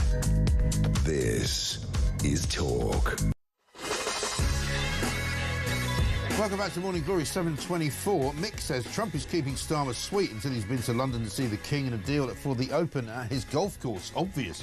There is talk this morning in the papers, the Times on page 3, the Guardian on page 1, that Whitehall bosses are apparently in talks to try and reinstate Turnberry, Donald Trump's Turnberry Resort up in Scotland, as a venue for the Open Championship. It used to be on there, but it got taken off because the view was, despite the fact that it's one of the most magnificent golf courses in the world, it's not a place that you can reach very easily by car because the roads up there are not particularly brilliant. Lolo has sent a fantastic little meme to me with a picture of Keir Starmer dressed up as a sort of 1860s woman with a word which apparently used to be used in that century, the 19th century. Quokka Wodger is the word, and it says a Quokka Wodger was a type of wooden puppet.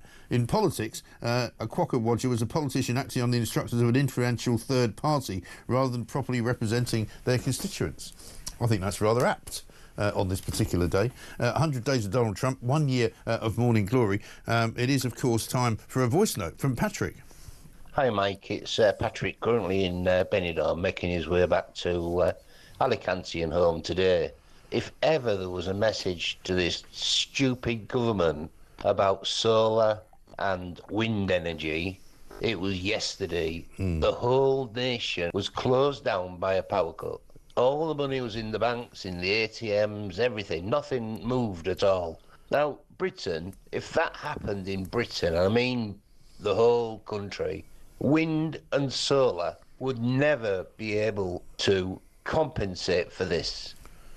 And that is the problem. You know, Net Zero very much getting the blame this morning in all the reports from Spain and Portugal as to why that blackout actually happened. And surely it would be good to hear from Ed Miliband this morning on whether he's got a view on if Net Zero was responsible for such unresilient power structures in Spain and Portugal, that maybe he might wish to think again about how they're trying to set up the national grid system in this country. Right now, though, let's go to Ukraine and speak to Kira Rudik, who is, of course, the Voice Party leader. Kira, very good morning to you. Welcome. Good morning, Mike. Thank you so much for having me, and happy year for Morning Glory. Thank you very much indeed. That's very kind of you. We speak at a time when, talks are ongoing, I suppose. It was quite a significant moment, I think, when Donald Trump sat down with Volodymyr Zelensky in the Vatican at the weekend. What are you hearing from your side of things? We're hearing that Putin has offered a 3-day ceasefire sometime next month for Ukraine. What are you hearing in Ukraine right now? Well, first of all, it's not some time, it's for the parade that Putin will be having with the many international guests. So he's offering a couple of days truce. However, President Zelensky is saying, why wait till the beginning of May if we can start the ceasefire right now? And we didn't hear back from Moscow on that just yet. But Ukraine has agreed more than 40 years ago to an unconditional ceasefire. And of course, Russia did not answer to that, and they continue attacking us every single day and night. So offering a 3-day break for a parade in Moscow, it basically sounds like, a maniac is saying, well, I will be not torturing because my friends are coming over. Yeah. And it's devastating. Also, we hear from our military that the previous Easter ceasefire was used by Russians to regroup and relocate their forces and continue attacking us the next day after Easter with even more intensity. So we don't believe that this ceasefire would work without the third party present. So it's either the United States or international forces or international spectators who will be able to control this and say, like, if the ceasefire is broken. Because from our side, even during the Easter ceasefire, Russia was breaking it more than 100 times on different parts of the front line. So obviously there is a need to have an intermediary there. Yes. I mean, there's a document being drawn up as well here in Europe, which involves Britain as well as the EU with regard to Ukraine's independence, sovereignty and territorial integrity, which is not something that Donald Trump necessarily is going to go along with. How close do you think you're going to ever get to some kind of agreement with Putin to leave Ukraine alone and also to leave Crimea? We want to participate in all kinds of initiatives that would bring the peace closer. However, we are still very skeptical about the possibility that President Trump will get Putin to go with any kind of the deal, right? Like, we didn't see him going ahead with any kind of pressure just yet, though we think that there is a time for it right now. And the 100 days that President Trump promised that he will end the war, they are over, and we do not see the end in sight. So it's time for really affirmative actions. And we will see if there are any cards talking with President Trump's ideas, like if he has any cards with Russia, if he's able to start additional sanctions and pressure Russia into going ahead. Look, Mike, from our experience with Russia, they only understand one way of negotiating if you're negotiating from the position of strength. And President Trump was promising peace through strength. However, this is not what we see on the ground. Russia continues to attack us. So I would say there is a certain skeptical attitude here, and we just hope that there would be still a support from the American side, newer air defense systems, because this is what we need right now, not the eternal negotiation cycles, but actually the support that would allow us to defend ourselves. No, of course. We wish you luck with all of that. Kira, thank you very much indeed. Kira Riddick there talking about what the situation is now on the ground in Ukraine, still being attacked by Russia, still hoping for a deal of some kind, but not clear yet how that's all going to shake out. Donald Trump seems to have sort of hardened his stance a little bit against Russia and maybe softened it a little bit towards Vladimir Zelensky since their meeting at the Vatican. Dan from Kent says the net zero madness is like jumping out of an aeroplane and inventing the parachute on the way down. The world's gone topsy-turvy, Mike. Great show and a happy anniversary. One from Steve in Sussex. Mike, many congratulations on the anniversary of Common Sense. It's also my 69th birthday today, and I listen to you every morning from 6:15 when I get up to go to the gym, as I'm doing now. Here's to many more years of Common Sense. Absolutely. Well, happy birthday, Steve, as well. And Kevin in Sheffield says, congratulations to you and the Morning Glory team. This show shines a light on issues that the politicians would rather sweep under the carpet. On a personal note, thank you for keeping me sane during the madness of COVID and the ridiculousness of it all. I mean, I still sometimes have conversations with people about the ridiculousness of it all, and particularly COVID, and how particularly crazy and mad it was. It's hard to imagine when you think back to the things that people were asked to do. And I've heard some really terrible stories, and I don't want to bring everybody down on this one, but some really terrible stories recently about people's children who have been really badly affected by it, kids who were at school at the time when they were basically told, don't come to school, don't ever come out of the house, you know, don't get any kind of germ that might kill your granny. I mean, just dreadful, awful stuff. John is in North Ayrshire. He wants to talk about power cuts. John, very good morning to you. Hello, good morning, Mike. It's a lovely sunny day up here. Beautiful. How's the wind blowing? Is it going to be strong enough to make some wind turbines move? Well, I can actually see wind turbines and they're not moving at all. Brilliant. which is the usual thing. That's usually the case, isn't it? I see them a lot of the time. I hardly ever see them moving. Well, one of the other stupid things here is the Isle of Cumbrae, which is just across the water from me. Okay.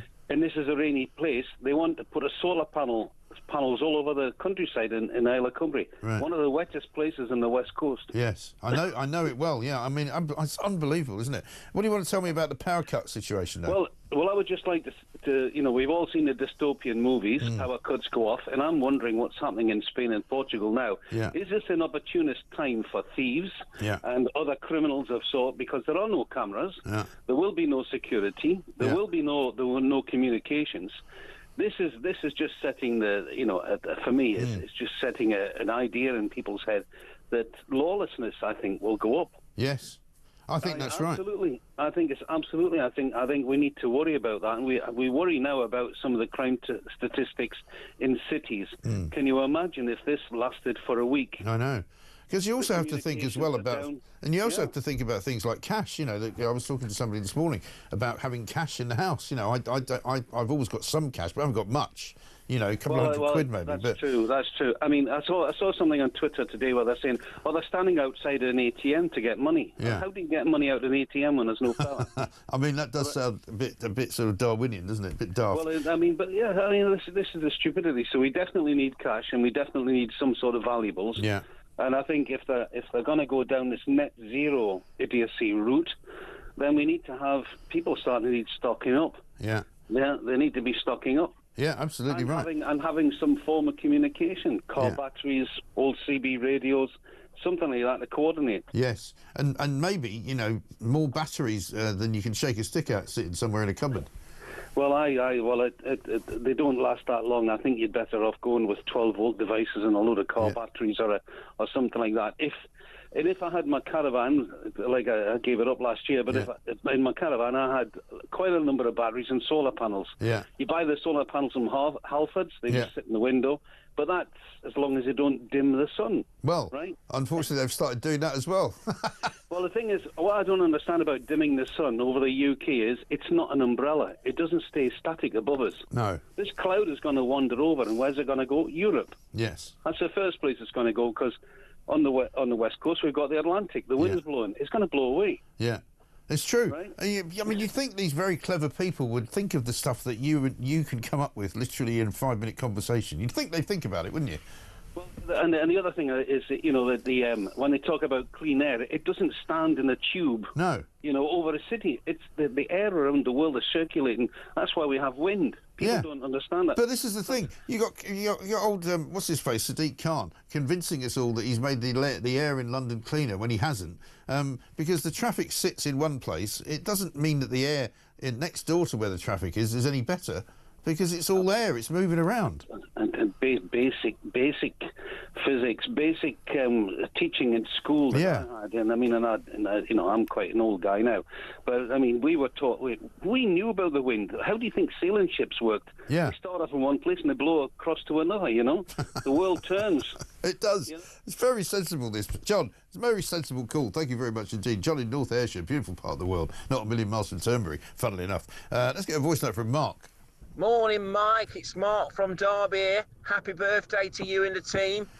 Just wanted you to ask a question on my behalf. When you get somebody who knows on the radio about the power requirements for the UK, when it goes to 30 degrees on Thursday and everyone puts all their air conditioning on, all their fans, all their personal fans are being charged up, you know, all of these things that help to keep us cool, will we have enough energy? Because the wind won't be blowing because it's red hot.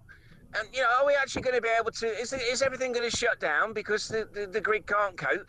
I just wondered. It makes you wonder whether it's going to happen. Bye, mate. Have a great day. Mark, thank you very much indeed. I think it will happen. I mean, when I used to live in New York and it used to get very hot in the summer, they would have brownouts, as they called them, which was not really a blackout because it wasn't a big enough thing. It wasn't a big enough event, but they would have brownouts in certain sections of Manhattan. So if you lived sort of south of 14th Street down to the to South Street Seaport, you'd be out of power for about 4 or 5 hours of the day.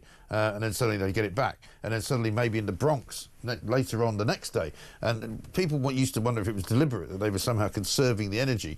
But it was literally no. It was just the fact that there was so many air conditioning machines on that it was blowing the network.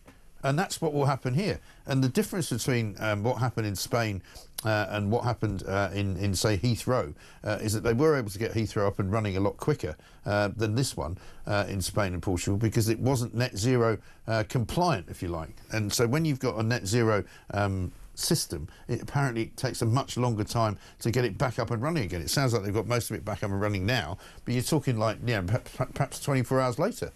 It's an absolute nightmare.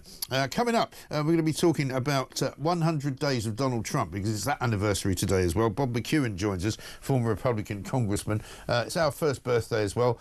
Morning Glory is here to stay.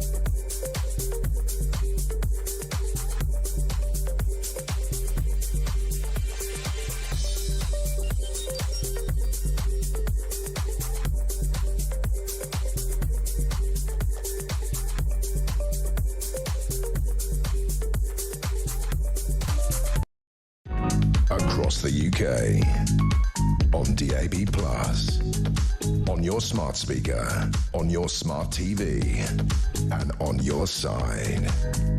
This is Talk.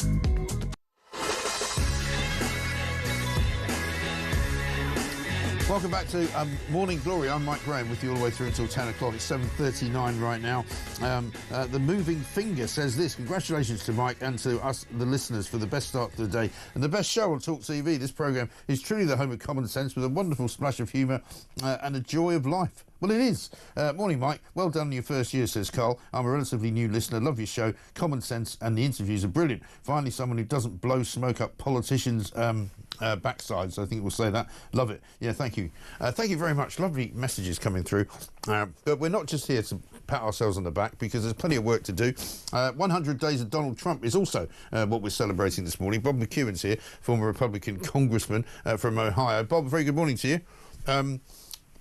Good morning. It's great to be on the #1 program on Talk TV. Good to see you. Thank you. Just before we start, let's have a look at a little video that Trump put out, the White House put out, I should say, on their first 100 days of achievement.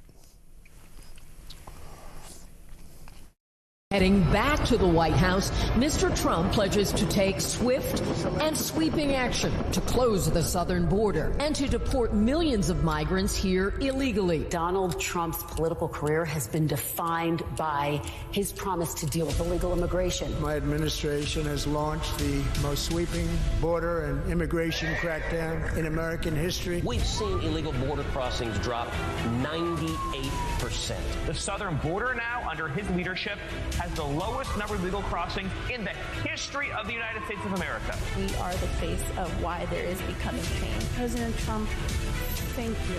He's a man of his word. He wants to get rid of fentanyl. He wants to make sure that we stop the killing of innocent Americans. President Trump was able to do in 7 weeks what the Biden administration couldn't or wouldn't do in 4 years. Right now, as you and I are talking, we have the most secure border in the history of this nation. The media and our friends in the Democrat Party kept saying we needed new legislation, but it turned out that all we really needed was a new president. Never a truer word spoken there, Bob. All they needed was a new president. I mean, it's hard to imagine how terrible Joe Biden actually was when you think back and you go, my God, people were actually praising him for walking in a straight line. It's really true, and they just had the White House Correspondents' Banquet on Saturday night, and they looked at one another and said, you know, we really missed it. We really missed it. Well, they didn't miss it at all. The whole world could see it. They deliberately sought to cover it up. And as a consequence, we look around the world, the Middle East, we look at Taiwan, we look at the Panama Canal, we look at Ukraine. We can see what happens when America fails to lead. Yeah, indeed. And I mean, talking of the border, I mean, I was reading a piece over the weekend here in the Sunday Times in London about El Paso in Texas and about how now migrant-free it is when it was really practically overrun with illegal migration back in Biden's day. And if that was the only achievement of the Trump administration so far, that would be sufficient. But it's not the only achievement, is it? No, and it began to change immediately upon his election. It's really remarkable when he went to Notre Dame, and so many leaders came up, and they could sense a difference in the whole world when America is back. Right. And indeed, in relationship with China, the relationship with Europe is tightened again as we understand how freedom comes and how peace is maintained. Yeah. And what's the mood of the nation right now? Because obviously a lot of people were slightly unnerved when the stock market started going up and down, and people could see their sort of pension savings going down the Swanee, and they weren't sure if they were going to lose everything. I mean, people tend to get more nervous about these things the closer, I guess, they are to retirement. But what's the mood in America now, 100 days in on Trump? Well, Mike, as you know, you're asking the proper question. If you look at the facts, they might say something different than the way people feel. And in politics, the way people feel is what really, really matters. Yeah. And as for the stock market, as you know, it's the same level that it was last August. Okay. And but in the process, he's reanalyzing things that we were deindustrializing, certainly in Europe. Europe is doing it worse than the United States. In 2005, the GDP of Europe and the United States was the same, as now Europe is just half of the United States, right. And yet the United States has shipped most of its manufacturing to China. So what he's attempting to do is rebalance that, and in the process, there's going to be some restructuring, but it needs to be done, and that's where leaders come in. Leaders look to the future, and politicians say, "How can I survive the next 30 days?" Yeah, and that's what we've had for too long, I believe. Sure, and that's the great difference between Donald Trump and sort of every other politician. He's not one, basically, so he doesn't act like a politician. He doesn't talk like a politician. He doesn't, sort of BS like a politician, for want of a better phrase. And so it makes the commentators really nervous. I mean, I love watching some of the kind of I don't call it mainstream media here, but the sort of what I would call left-leaning media, who sit there kind of scratching their heads because they can't work out what he's doing. And Mike, really, and I'm someone who's been in elected office for over 40 years. The truth of the matter is that the people in the political class, they don't want to do anything. They just want to be in power. Yeah. And here you have 27 European foreign ministries that in 3.5 years of war in Ukraine, not one of those foreign ministers picked up a phone to call Putin. Right. Donald Trump comes in within 48 hours, calls him and says, this crap's got to stop. Right. And all the bureaucrats they just wet their pants. They get, this isn't done. You should talk about this for 2.5 years before you actually do anything. Right. And then you shouldn't do anything anyway. That's the point. I mean, it's hilarious watching even our own Prime Minister, Keir Starmer, who's not my favourite person, I have to tell you, sitting around being all statesman-like, saying, now we're going to do something about Ukraine. He's never thought of doing anything about Ukraine, or indeed the defence of our own country, until Donald Trump told him to. And I really think it's going to be an improvement worldwide. We're seeing it taking place in Argentina and in Italy and elsewhere. People are fed up with people who talk and do nothing. They're looking for people to actually do something, and I'm excited about as we look to the future. Yeah. I guess the next question is, what about the next 100 days? I mean, he's been pretty busy. I mean, there was a time when he was signing so many executive orders we couldn't keep up. What's he going to do for the next 100 days? And is he going to keep this pace up, do you think? Well, the answer is yes. He only has one speed, and it's wide open. And the poor fellow doesn't even sleep, which kills everybody around his staff. Right. But no, you're going to see for the first time. And here's the whole point: leaders can sense other leaders, and China and those in Latin America, they sense as to where the future is going when we have proper leadership. And so I think we're looking forward to more prosperity, and we're looking forward to more peace in the months ahead. And more manufacturing in America, do you think? There's no question about it. We were just talking about Harley Davidson. They wanted to sell motorcycles in India. The whole world wanted them.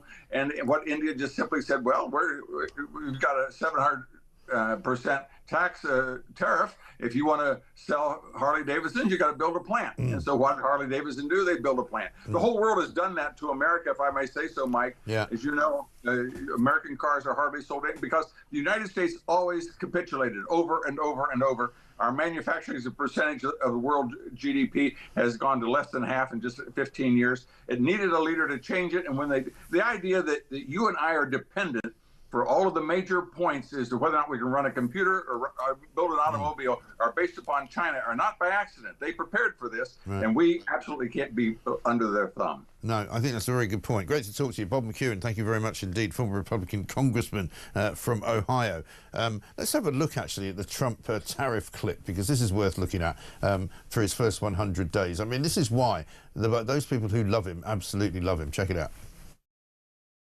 China, 67%. That's tariffs charged to the USA, including currency manipulation and trade barriers. So 67%, I think you can, for the most part, see it.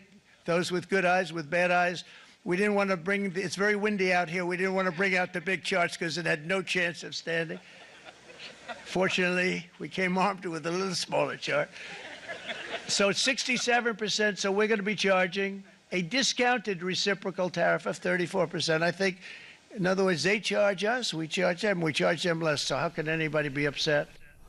I mean, this is why people love him, because he's a genuinely funny guy, and he just literally is holding a board there like he's doing the Eurovision Song Contest. You got to put a little one out instead of the big one.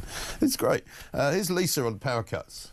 Morning, Mike. It's Mark from Derby here. Some people don't realise that if you've got full broadband, there's no landline there if you don't have any electricity. So I've got partial broadband that's very fast and it's perfectly sufficient. They wanted me to have full broadband, and I said, will I still be able to plug my old £9.99 phone in? The answer was no. So I decided not to have it. So if we all go down power, I will still have a landline, even if we've got no mobiles or anything. So you'll still be able to call somebody, but of course they won't be able to answer because they haven't got a phone. That's the thing. I mean, people don't really have landlines very much anymore, do they? 0344 499 1000 is the number. You can call us on the landline if you want, if you've got one. Morning, Mike, says Chris in East Yorkshire. Happy anniversary. Further to the fact that the undocumented illegal immigrants should be classed as criminals, both the RNLI and border fast should be done for aiding and abetting. Very true. Tim from Bromley says this: greatest way to wake up during the week. First anniversary, Mike. Keep the common sense coming. And one here from Sandy who says, morning, Mike. We had a power cut Saturday morning for 2 hours in Carterton in Oxford.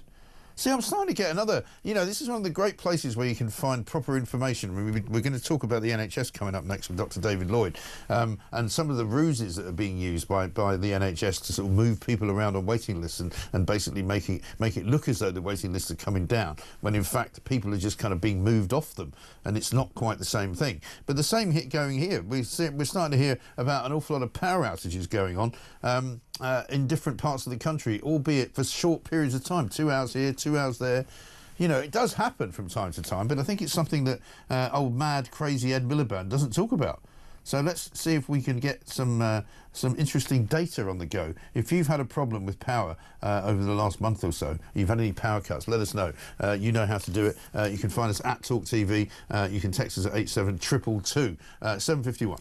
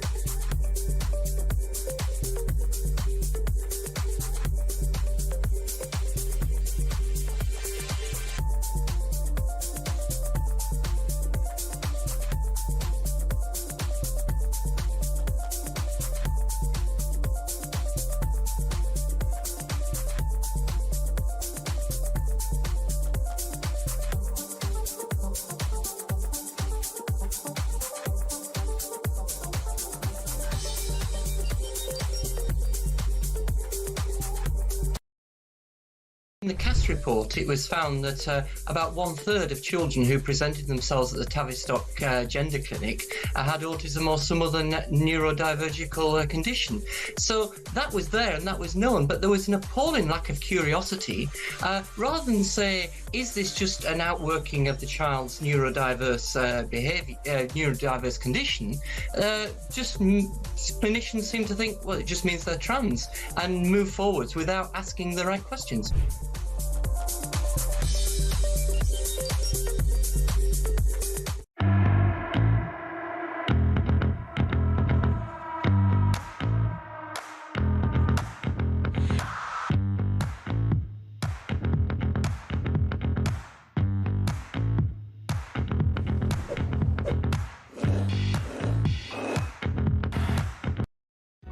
Across the UK, on DAB+, on your smart speaker, on your smart TV, and on your side.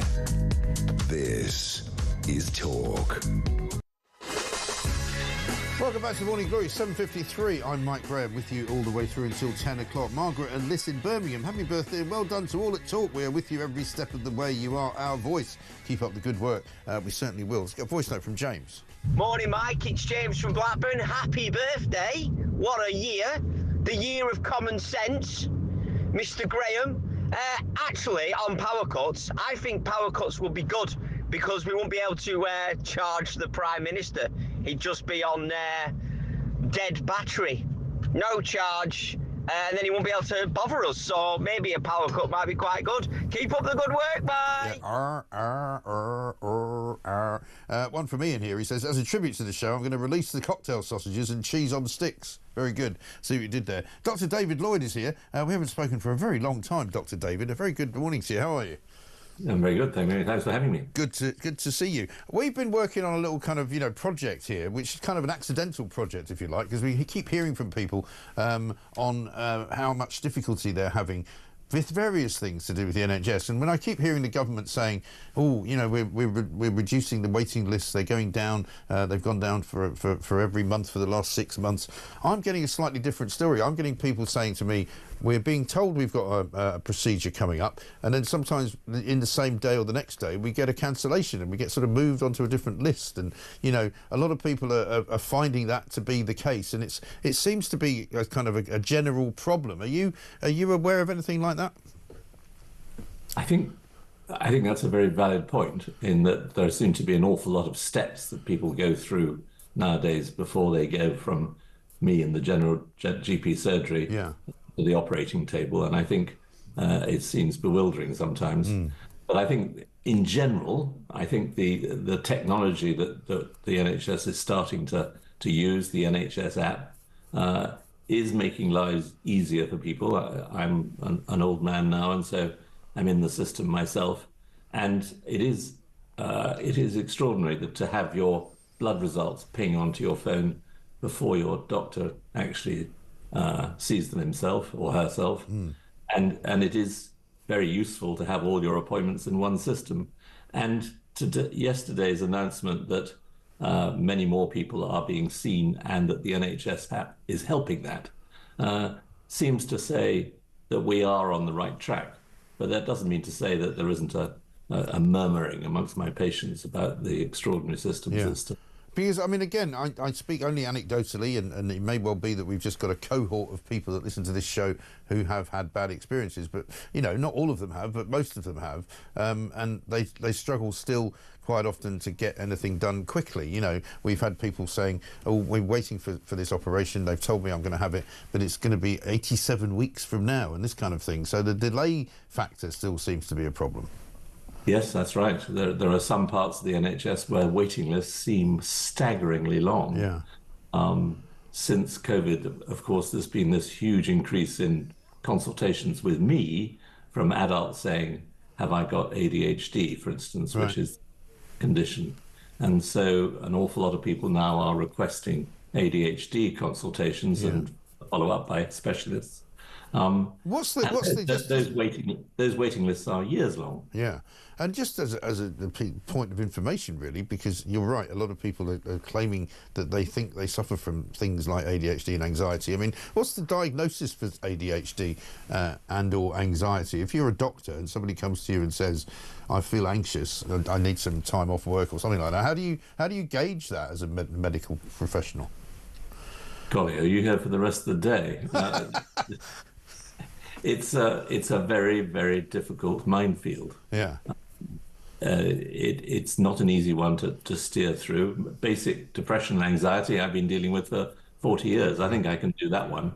But ADHD is a different kettle of fish, and there are very strict criteria that I follow to filter out the people that might have it. Right.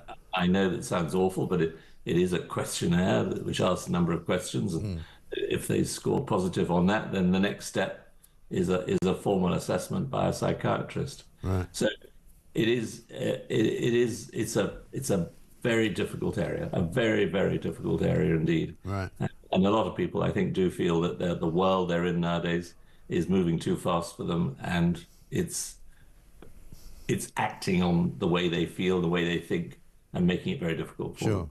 Yeah, I wish we had longer to talk about it because I think it's fascinating. But maybe we'll have to have a special session when you have the time. Dr. David Lloyd, thank you very much indeed, GP at the Ridgeway Surgery in Harrow. Chris says, this morning, my son is in Madrid and found out you needed cash to buy things as all cards are not working. Also, people were panic buying, as people tend to do. The heat wave, says Graham, in Orsworth, is that right? I'm waiting for the Met Office to announce that we've had the wettest spring on record. And Rachel says, happy first anniversary, Mike. Thank you for making mornings great. Looking forward to many more. Well, so are we. Here at Morning Glory, we've got lots to do. Mark Littlewood's coming up in the next hour. We'll talk to him about the state of the economy. Also, we'll be talking about the state of the BBC as well. Colin Robertson, head of features at The Sun, is going to talk about their page 10 column today, all about the toxic culture at the BBC, which unfortunately they don't seem to recognise in the wake of the Hugh Edwards.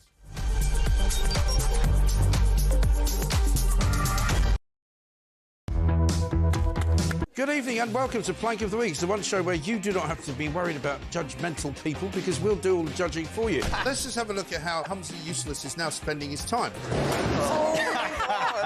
There goes your career, mate. Over there a bit is over towards where all the migrants come in. He's jumping there. There he goes. He goes over the bar. Hello, and lady. unfortunately, it catches on his Johnson. If he's Plank of the Week, he's got a sizable plank. That's a whole different show. Plank of the Week, Fridays at 7 on Talk.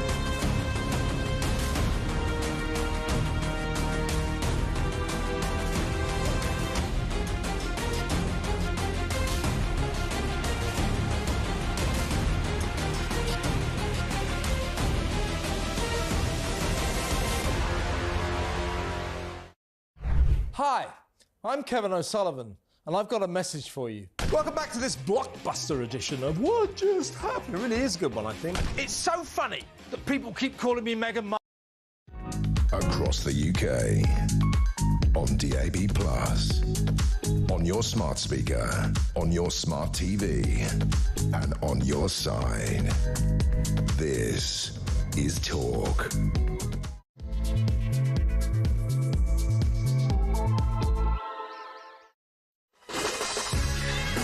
Welcome back to Morning Glory. Coming up for 3 minutes past 8, I'm Mike Graham. It is our first anniversary, ladies and gentlemen. 1 whole year of Morning Glory. How amazing is that? It's Tuesday, April the 29th, and so if you've been here since the beginning, welcome back to yet another show. And the second year, I suppose, of going into Morning Glory. It's going to get better and better and better, because how can it not, with the amount of ludicrousness which is out there with abandon. The front page of the Times has got a milkshake tax looming in broader sugar levy. Apparently Rachel Reeves has worked out that the one thing she hasn't taxed so far is sugar, so she can put some taxes on that, and it will also help with the obesity rates. When I first read it, I thought it was something to do with Nigel Farage, to be honest, you know, because people are always throwing milkshakes all over him. Front page of the Daily Telegraph says what I suspected it would say yesterday when that massive power outage attacked Spain and Portugal, and even a bit of France. Basically a day in darkness for them. And guess what? It was all down to net zero. Apparently the instability of their power grid is down to the fact that they've relied too much on getting down to net zero faster than any other country in the world. The sun's got no beer in Benidorm. A power cut means that the tills didn't work, the taps for the beer didn't work, and fridges didn't work, card payment machines didn't work. Absolutely horrendous situation. Mostly the power is back, but we'll be talking to Simon Calder later on in the show to find out exactly what you're supposed to do if you're trying to get on a plane, because there's an awful lot of problems in the air, and travel is restricted at the moment as well. Daily Mail's got Labour is facing a summer of discontent. Nurses, teachers and council tax are issuing strike threats as the Tories say Rachel Reeves is too soft on the unions. Well, you can say that again. She really is. By the way, does anybody remember hearing anything from Rachel Reeves about what happened when she went to America? Because I don't remember her saying anything at all. Because I think what she did was she went to the USA, she got the British economy downgraded by the IMF, she had failed talks with trade negotiators and came back with a square root sweet FA. Which is why we haven't heard anything. 0344 499 1000 is the number. This is Morning Glory. Let's get it on.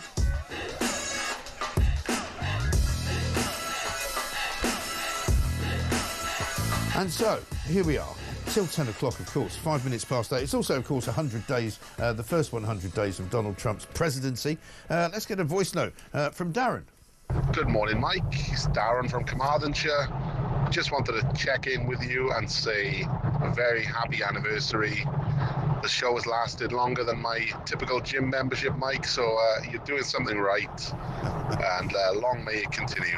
Well done, Darren, and we very much look forward to your contributions as well on a regular basis. He's one of the funniest voice noters that we've got. Here's a little bit of an anniversary package for you before we speak to Mark Littlewood, Director of Popular Conservatism. This is our unique take on the Prime Minister's speeches.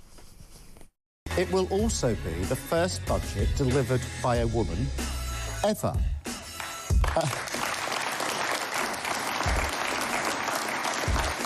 That is a moment of pride. When Rachel Reeves stands up, she will be making history. And I can tell you, young women and girls across the country will be watching, they will look up, and they will notice. Yeah, and they'll go, Jesus Christ, what on earth has happened to the markets? The Treasury has stepped in to halt market mayhem. So well done, Sir Keir. Look how happy he was then, in happier times, when things weren't quite so complicated. Rachel Reeves, as I say, off to China. Red alerts going off all over the place, all over the... dive, dive, dive. The economy's going down the gurgler. It's quite funny, this show, isn't it? It's funny when you look back on it, you haven't seen it before, really. Mark Littlewood's here, Director of Popular Conservatism. If only it was, Mark, we'd still have a Conservative government. But, you know, what are we going to do with this lot? Yeah, it's a pretty grim state of affairs, Mike, isn't it? Happy first birthday to Morning Glory and Common Sense. We're going to need more of it. I enjoyed that Keir Starmer clip from back in the day about because it reassures me that he might have some idea about what a woman is. He correctly identifies Rachel Reeves as a woman, so perhaps there is some progress being made at governmental level. Isn't it extraordinary though that some of these socialists they give away so much with their facial expressions? I mean, he's never seen him happier. He's got this ludicrous kind of beatific smile on his face, like as if who knew a woman could actually do a good job in charge of being in charge of anything. I mean, it's pretty sexist, actually. It is pretty sexist, but it's also, what do they call it, Mike? Performative. I don't think anybody out there gives a damn whether the Chancellor's tall, short, black, white, male, female. They care about what the Chancellor of the Exchequer does, and that's been a pretty pitiful record to date. And he's just been mentioning in this morning's news, Mike. I mean, look at the state of the economy. Yeah. And what's the great idea that the government have come up with to try and fix things? Put a tax on milkshakes. I mean, talk about fiddling while Rome burns. We've got really systemic problems here in the UK, and that seems to be the great new tax plan. I mean, words fail me, really. Well, exactly right. And it's almost as if they've kind of had a look around the back of the sofas in the Treasury and gone, what haven't we taxed yet? Oh, I know. Let's put a tax on sugar. And I mean, I know that your background, if you don't mind me saying, is fairly libertarian. So you're not really a fan, I don't think, of nudge politics, getting people to stop eating fatty foods by putting taxes on them to make them more expensive. It doesn't work, does it? No, it doesn't really work. I mean, the problem you get is people just switch. So, for example, if you were buying, I don't know, a relatively expensive fizzy drink brand or a relatively expensive milkshake, and a sugar tax is then imposed upon it, making it more expensive still, the idea, the hope of the nanny staters is you then desist from drinking milkshakes or fizzy drinks. You just switch to water or something. But it's just as likely that you'll just switch to a cheaper brand of fizzy drink or milkshake, possibly one with even more sugar in. Yeah. So it's not at all obvious to me that since we brought in the sugar tax on fizzy drinks and now potentially extending it to milky drinks, that this has done anything to combat obesity at all. It's just hit people in the pocket. Exactly right. Just got a bit of breaking news to interrupt you with, Mark. There's a huge inferno apparently broken out at an electrical substation in central London. Ferocious flames being seen for miles. London Fire Brigade say they're on the scene extinguishing a fire at an electrical substation, NW8. In Westminster. It's a very visible fire causing heavy smoke, which has prompted 41 calls to our 999 control officers. It's in a place called Victoria Passage, NW8, which is sort of northwestish London, I suppose. We'll keep you updated with all of that. Rather ironic that should happen literally the day after the big blackout in Spain and Portugal, Mark, which we're being told this morning is linked to net zero and the fact that that their national grid is much less resilient now than it ever was, and so which has made it more difficult to fix, basically. Yes, that does seem to be. I mean, I think it's still slightly early days to get to exactly what went wrong and why. But it does seem to be associated with a reliance on unreliable energy. If you were to look at Spain and Portugal as well, and parts of France, very, very heavily reliant on solar and wind power. And it seems to me that's not a coincidence here. So I hope that this is a wake-up call. Yeah. But a key thing about your energy supply isn't just how green it is, it's how reliable it is. And unfortunately, the two appear to be in conflict. I mean, it's a grim story in Spain. Obviously, we're immediately focusing on, people being stranded at airports, can't use a hole-in-the-wall machine, or have to, got to get your hands on cash somehow, panic buying. But I wonder when the audit comes in, exactly how much human and economic damage this would have done to Spain's economy. I mean, how have hospitals been disrupted, for example, or getting an ambulance or something like that? I mean, there's a real human and economic price here. I mean, I suppose you'd like to think that a place like a hospital would have to have surely some kind of generator scenario. But sure, I'm sure that's right. But there'll be endless stories. I don't know, of people's mobile phones going flat, and therefore it being hard for them to call for emergency help, for example. Well, it does ask the question, doesn't it? How reliant do you want to be as an economy and as a country on absolutely everything running on electricity? You know, and I know people are going to start accusing me of being this sort of antediluvian Luddite, but, you know, there's a lot to be said for, I was talking to somebody this morning about it, keeping cash somewhere so that if you do need to have money and you can't access it because your bank account is, you know, under lock and key electronically, you actually could do with having some cash in the drawer somewhere in the house. Yeah, I think that's probably right. I mean, we get very used to all sort of modern technologies. Okay, electricity isn't itself a modern technology, but all of our modern technologies rely off it, really. So I think always having a plan B is not a bad idea. But again, it shows the sort of mania that we live in today, Mike, that parts of the Western world are having to think this through. That, oh my God, our energy supply is so unreliable. You know, where have I put the powdered milk? Where have I put the stash of cash behind the bed? I mean, you would hope that in 2025 Europe, we would have a sufficiently sophisticated power grid that these sort of things would not happen as part of the system itself. I mean, there was early speculation it might be a cyber attack. I mean, that would obviously, I think that's been ruled out now. That would be a different thing. But if the system itself can't basically cope with keeping the lights on across the country, there is something horrifically wrong with the way the system is built. And I suspect that might turn out to be a grotesque over-reliance on unreliable renewable energy. Exactly right. And yet Ed Miliband seems absolutely more convinced than ever that it's the way forward. And with all the encouragement for us to use electric cars, you wouldn't be able to use one of those in Spain and Portugal either. You know, the amount of electricity, sort of pressure, if you like, on the system is going to be even higher. And with more and more electricity being required for more and more electric car, you know, charging points, and for more and more electric arc furnaces in Scunthorpe, you know, there's not going to be enough electricity to go around, it seems to me. Yeah, I mean, it goes back to a bit what you were saying, Mike, about, you know, having a plan B and a bit of cash stored away somewhere and not being reliant on everything always working perfectly. I can remember as a kid, we had a stash of candles because blackouts happened once in a while. So all of those steps are necessary. But for energy, what you need is diversity of supply, frankly, and you don't want to be reliant on particular energy sources that can just fail. You know, and that's particularly true of sort of solar and wind. That they're very patchy in what they can deliver. I wouldn't necessarily mind, you know, a certain percentage of our grid being powered by solar or wind, a percentage here or a percentage there, because losing that doesn't mean suddenly all the lights go out. But once you're getting towards, which I think Spain was towards, more than 50% reliance on solar and wind, then something going awry there can bring about this particular collapse. I mean, there may have been human error involved as well in not accessing alternative supplies as readily and quickly as possible.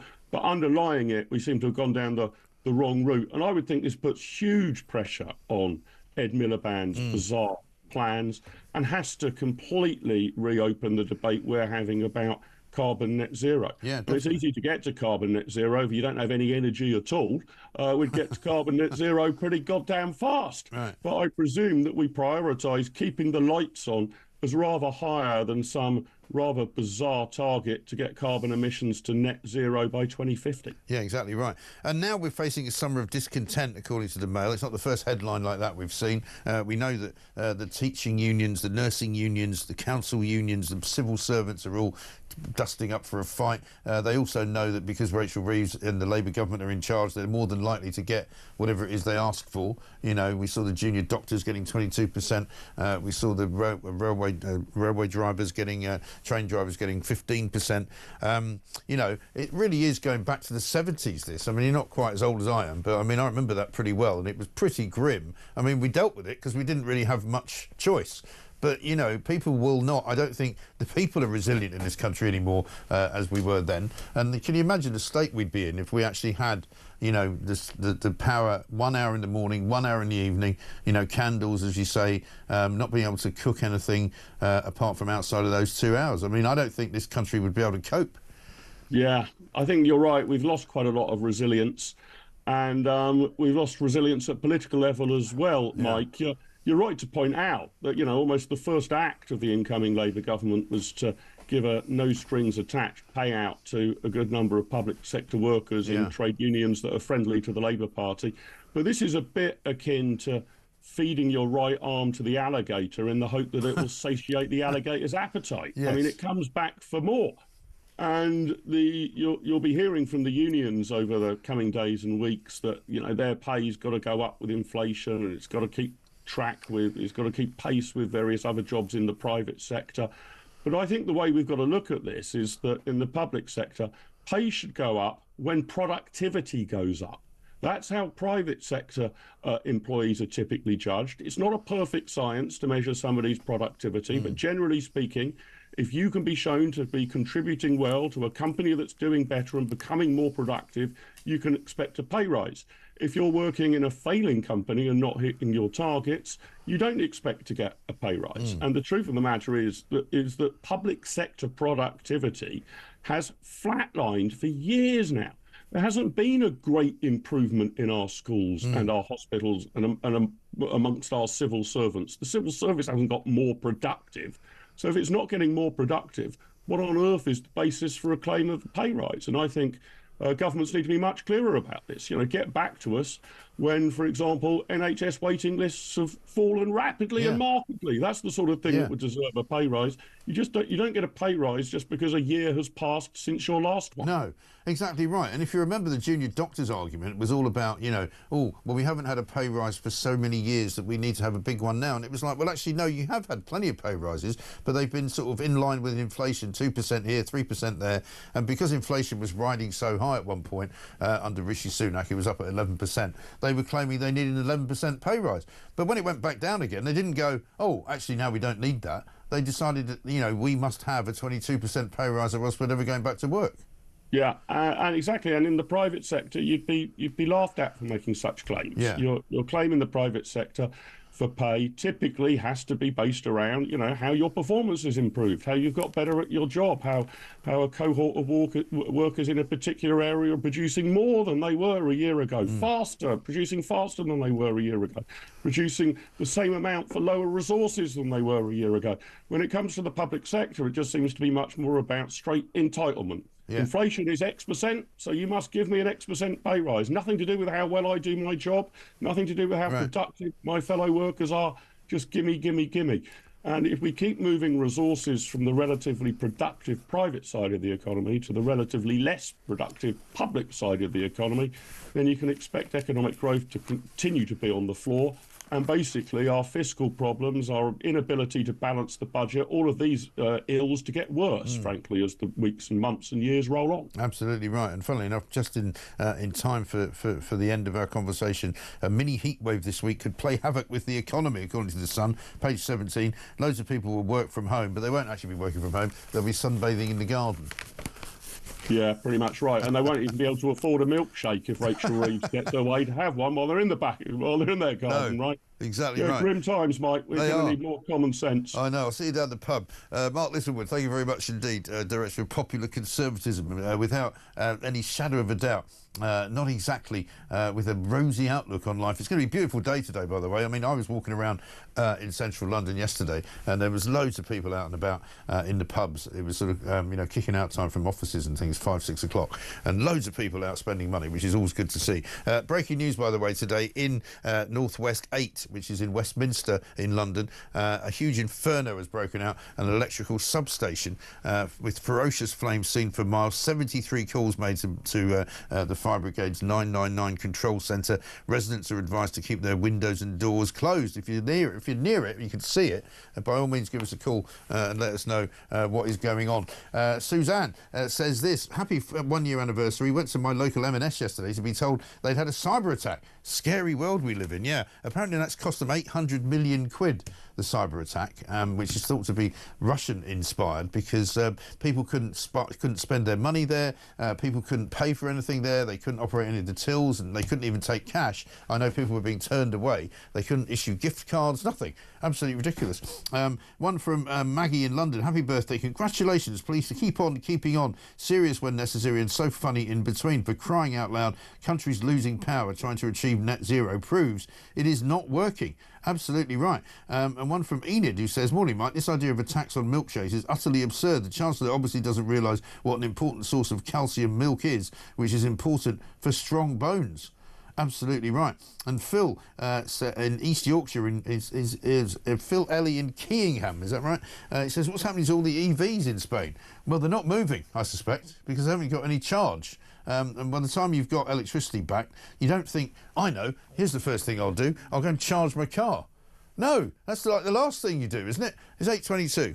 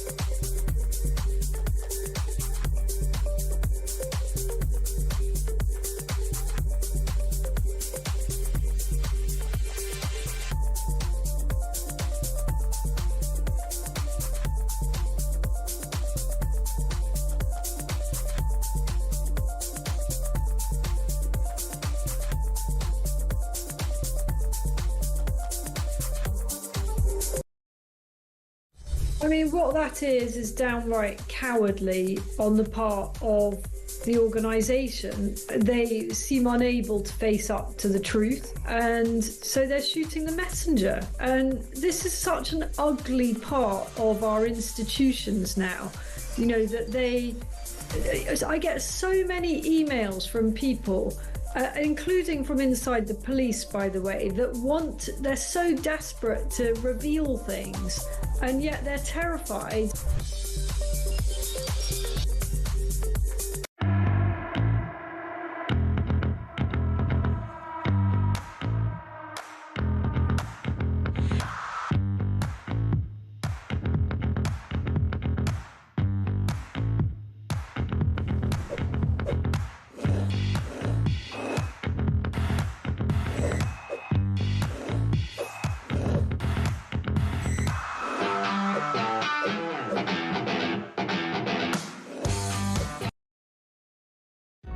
Across the UK, on DAB+, on your smart speaker, on your smart TV, and on your side.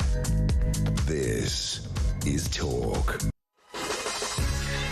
Welcome back to Morning Glory. Coming up to 25 minutes past 8. It is, of course, Tuesday, the 29th of April. It's a 1-year anniversary of Morning Glory. It's 1 year since we've been doing this, from 6 o'clock to 10 every single weekday morning.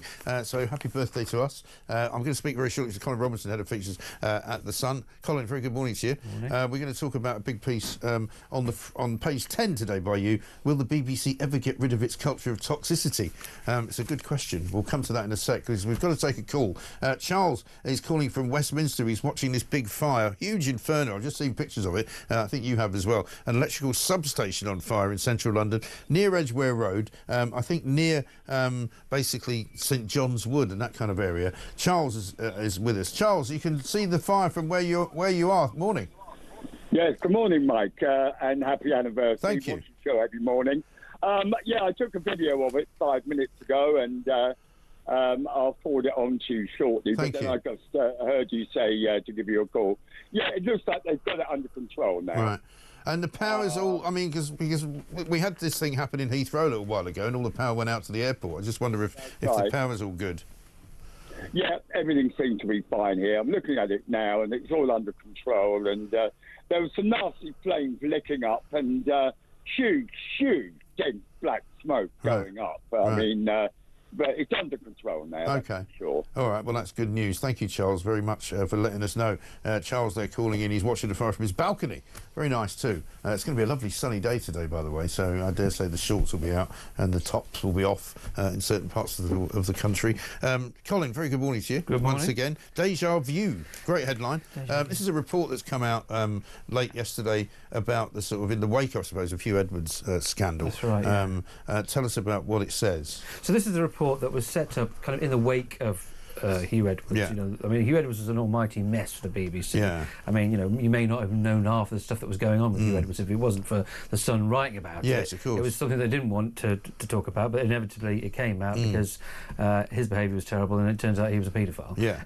But there was lots which they wanted to keep quiet, incredibly. They wanted to keep that quiet, and they, you know, in the way that the BBC operates, that you know, they have the utmost respect for everybody in the organisation, apparently, including paedophiles. So they will protect everybody's interests, but a lot of these things, it's all about just sort of like, you know, trying to create some sort of whitewash, which just tends to be the BBC way of doing things. But no, so they were kind of forced into this, but then, you know, they had a number of other scandals. I mean, Hugh Edwards wasn't the only one. As we know, we've seen you know, people like Jermaine Jenner's being booted off. We've got Greg Wallace marred in scandals.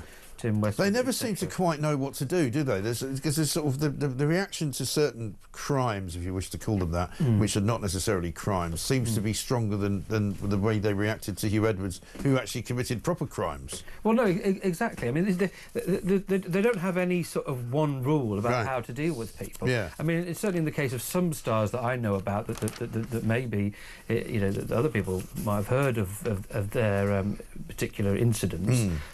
They, you know, it will come out in the wash that they have looked at it and they've dealt with the complaints and they've just sort of said, well, okay, fine, right, you're very naughty, don't do that again, we'll carry on. But of course, you know, if you see patterns of behaviour and you don't put a hard stop to it, then it will continue. And that's what has been happening with the BBC. And that's what happened with people like Russell Brand, right? Exactly.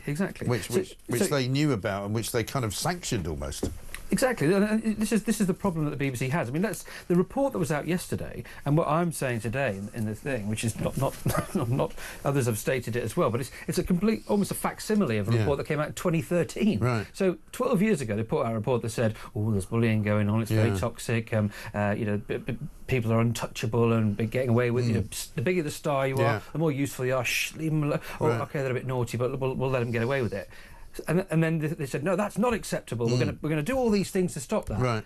And they didn't. Right. So and also nobody ever, they've got to do another one. And nobody ever seems to take the fall for it. I mean, senior management, people have said to me, and I'm sure they have to you as well, that inside of the BBC there's a sort of certain layer of management who are never going to be removed. You know, you might lose the odd director general, you might even lose the odd head of news, but you'll never lose these kind of middle ground people who sort of oversee it all. They're looking after each other. Yeah. You know, the first report was signed by a 16-strong management board, all personally signed and said, we're going to get to the bottom of this. Yeah. But they all close ranks and look after themselves. Some of these big stars that you've heard about and their bad behaviour was kind of accepted by very senior people. Yeah. And it's the same very senior people who are supposed to, you know, take charge of stopping that behaviour. So if you've got the people who are in charge of stopping the behaviour, doing the behaviour, you're never going to stop it. And then no other organisation would operate like that. I mean, even the police, who have taken an awful lot of flack for some of the ways that they've operated in the past, I mean, at least they tend to move people around, or they take advantage of a new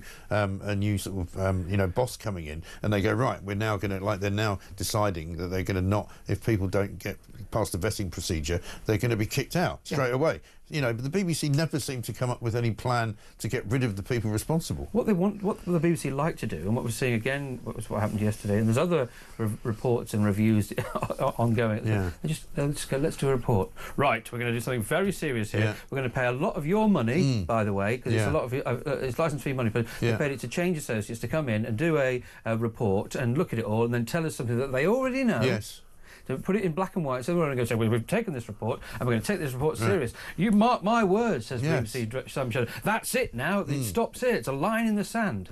Well, let's see how that goes in the next 3 or 4 years when they do another report, because another presenter has done something bad. Well, one of the things put a tenner on that I found amazing was one of the allegations, about a third of freelancers who work at the BBC have had some form of inappropriate interaction with somebody who they've been working for.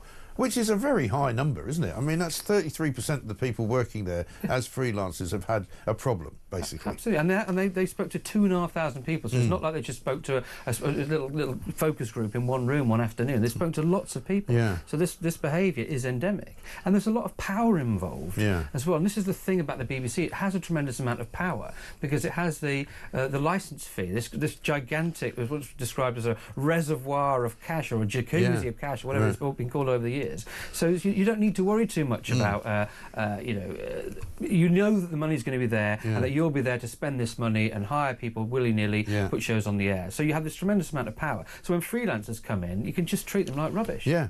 It's no wonder people like Gary Lineker emerge from these kinds of, organisations feeling like he's pretty much untouchable. You know, only on the BBC would Gary Lineker, who's leaving the BBC, be interviewed by Amal Rajan, who's not leaving the BBC, for the programmes we put out on the BBC. Oh, there's nothing the BBC loves more than a bit of navel gazing. I mean, even yesterday's story, when the report came out, the report wasn't even published, yet it was briefed to the Today programme, who did the ridiculous headline basically saying, the BBC understands that the BBC does not have a culture of a toxic culture. It's like, well, what does that even mean? Apparently they've got a toxic culture on the Today programme, which they could have talked about. I was going to say, they could have gone, I mean, they're not even talking to each other, are they? The Telegraph not long ago. I mean, I wonder what Nick Robinson would have thought of that. But look, I mean, this is the thing. You know, the BBC, it hates the glare of kind of, publicity on it when they also hate people like you and me, frankly, because we're lower than they are, because we're not as good journalists as they are, because we don't work for the BBC. Well, no, exactly that. This is the thing, and if you look at the top tiers of the BBC, they all come from the same place. They say they don't, and they try and hire somebody from, they'll go, that's why they liked Greg Wallace. Went to a comprehensive school. Yeah, exactly. We've got a few of them. Look, they're from comprehensive school. Meanwhile, we're all down Soho House, chinking our champagne, patting ourselves on the back about how well we've spent licence payers' money. Yeah, it is extraordinary. It's a great piece, though. But of course, they have concluded, haven't they, that overall, actually, everything's fine. Of course. What a surprise. It's all right, really. What a surprise. That's how they front load it. Like every single BBC report, you grab one off the shelf right now, it will be full of everyone loves working at the BBC. There's a lot of people saying we love the BBC, we love the BBC. Well, of course, lots of people love working for the BBC. It's unless you're a maniac. Maybe if you are a maniac, it's a job for life. Yes. The money comes in. But this is the thing. I was talking about Lineker. I mean, Lineker's line, wasn't it, when he said, the trouble with the BBC is they listen to people that hate the BBC instead of listening to the people that love it. Well, no, just because you're critical of it doesn't mean you hate it. Well, And these people, by the way, who are critical of the BBC, I bet you bottom dollar they're actually paying for the BBC because you have to pay for the BBC or you'll be up in front of the beat. Exactly. Exactly right. Brilliant. Anyway, Colin, listen, good to see you. Thank you very much indeed. Colin Robertson there. Deja Vu is the headline on page 10, the big column in the Sun today. We'll talk some more about that coming up in a little while. Let's get a voice note from Sean on Net Zero. Morning, Mike. Sean in Leicester. Happy anniversary. I'm driving from Leicester to Milton Keynes on the M1 and I've passed several wind farms, and guess what they're doing? They're doing as much as the Labour government. Absolutely nothing. They're stationary. What are we going to do? Exactly right. I mean, maybe somebody could call in and say, I've seen a wind turbine actually going around. Maybe that would be something different, because apparently they're not doing it. Beautiful sunny morning here in Coventry, Mike. Great show, says Phil. With the inevitable power outage, what will people that need to keep medication cold do? Time to stock up on bottled water, non-perishable food, etc. Will toilets flush if there's no power at the water companies? Well, do you know what's interesting is that when they had a big power outage in New York, certainly in high-rise buildings, I don't know how they work here in this country, but high-rise buildings in New York started to run out of water because the water is pumped up the building effectively by an electric, pump. And if you don't have any electricity, then the water doesn't go up the building. So you don't have any water. So not only do the toilets not flush, but the taps don't have any water either. 8:35.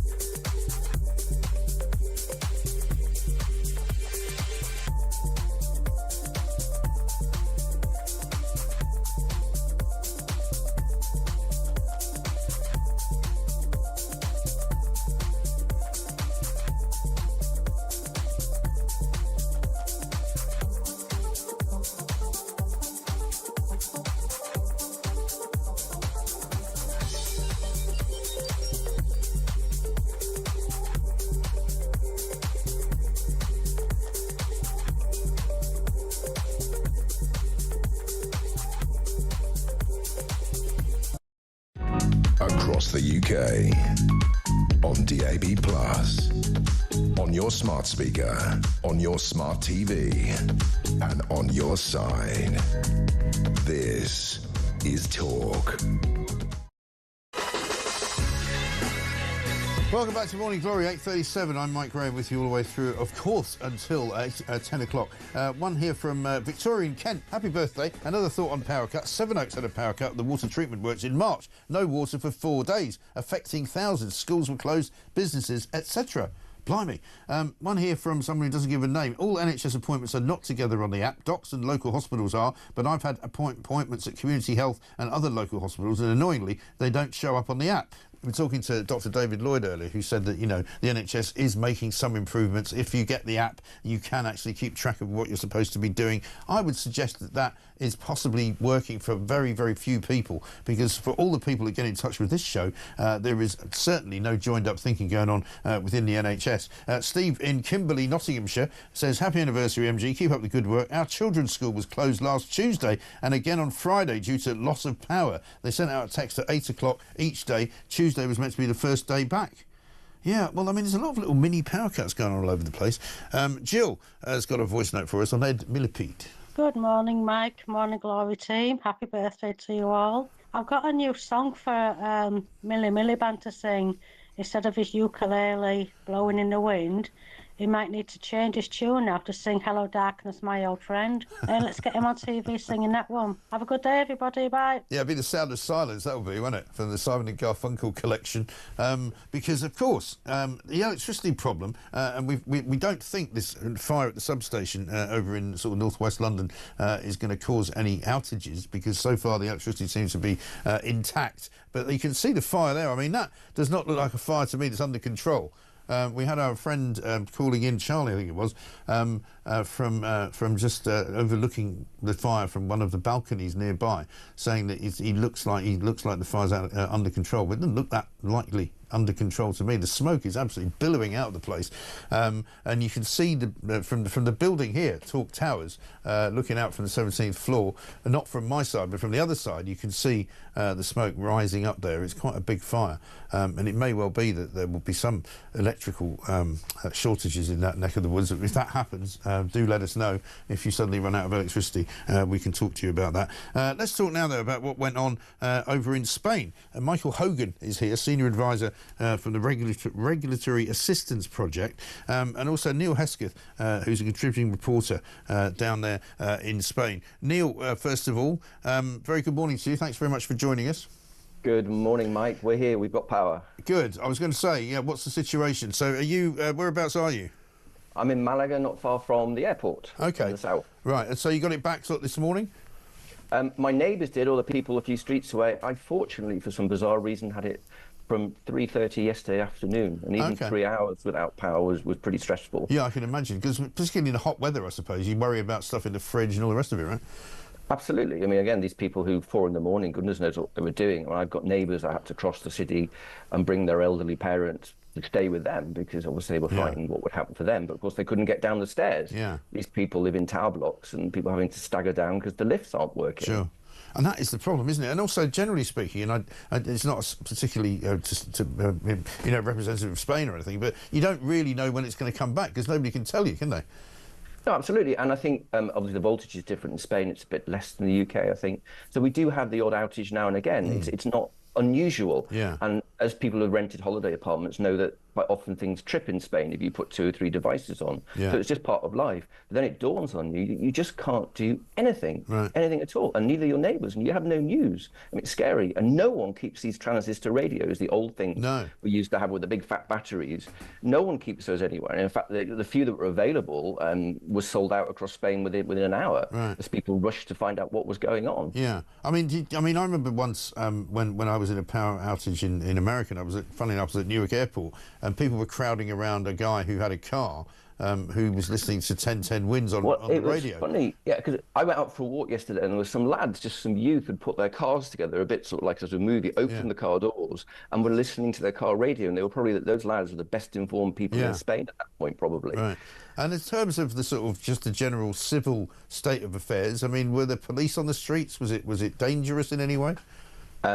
what was remarkable is the calm. I mean, you were kind of bracing yourselves when people came back online, hearing from the different politicians and regional leaders. Calm was the word. People seem to behave themselves very well. They have had more army on the street. They have had more police on the street in certain areas. But we seem to have got through the night okay. There's no reports of anything. So as far as you know, everything's back to normal? It's not. Well, the figure this morning we've woken up to is 99%, which of course they're covering their backs. I mean, my theory is that a lot of the denser areas went on overnight when people were sleeping because they're frightened that the system's going to trip again. It's a bit like when you organise a school disco, you get the disco in and you start blowing all the lights in the church hall. You can't put it all on a national level. With 60 million people, including Portugal. So you have to do it very slowly and see what goes. Otherwise, you've ruined your evening's entertainment. Yeah, no, of course. And I mean, we're going to be talking to Simon Calder from The Independent later about the travel situation, but as far as you're aware, the airports are back. Airports did pretty well.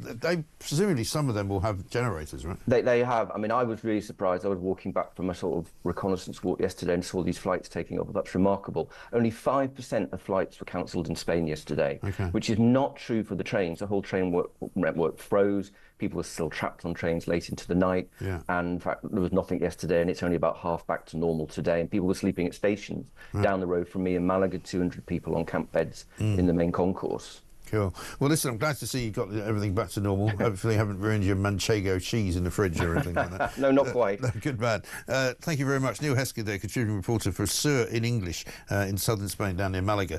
Michael Hogan's here, Senior Advisor at the Regulatory Assistance Project. Michael, good to talk to you. Thanks for joining us. Nice to be here. You heard from Neil there that things seem to be pretty well recovered, so the outage really wasn't as long as perhaps everybody thought it was. But what do you make of the claims this morning that it could be down to net zero that this happened? Well, not much. This sort of outage, and it's a very rare kind of outage where the system actually collapsed. It wasn't a matter of the system operator selectively curtailing customers to keep the system up and running. The system actually did collapse.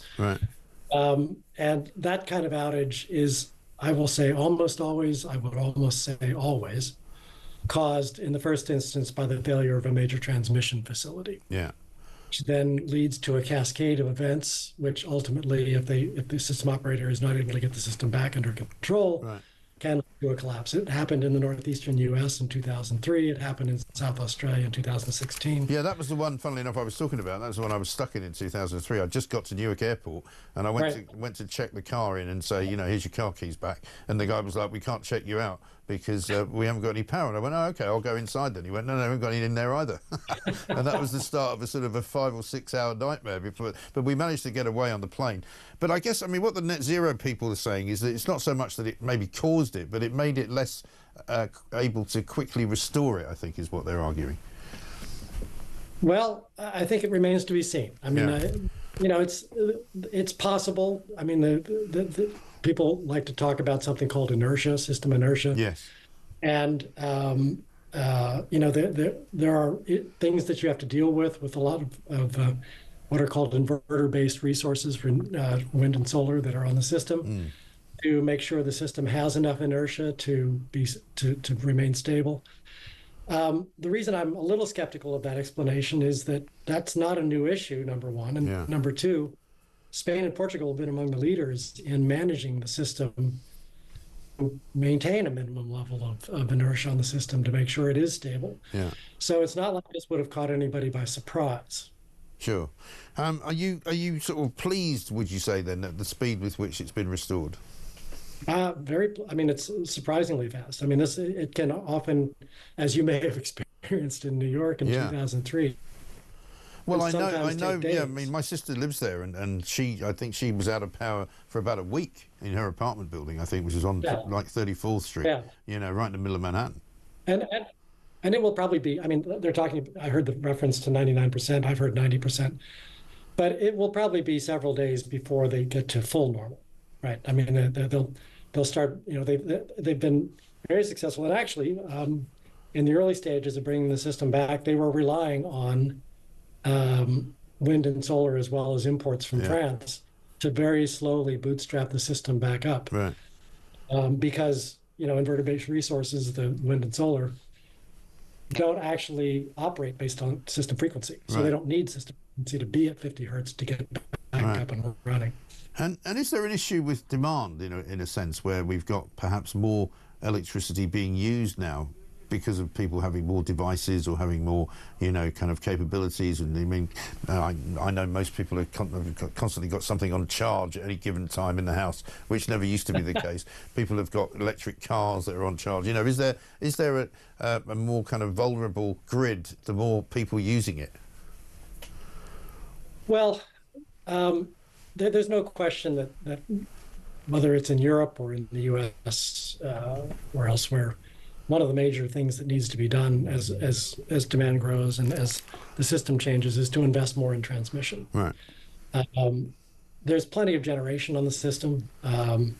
There is a lot of concern, especially in the U.S. where I live, about the proliferation of data centers for artificial intelligence and those sorts of things.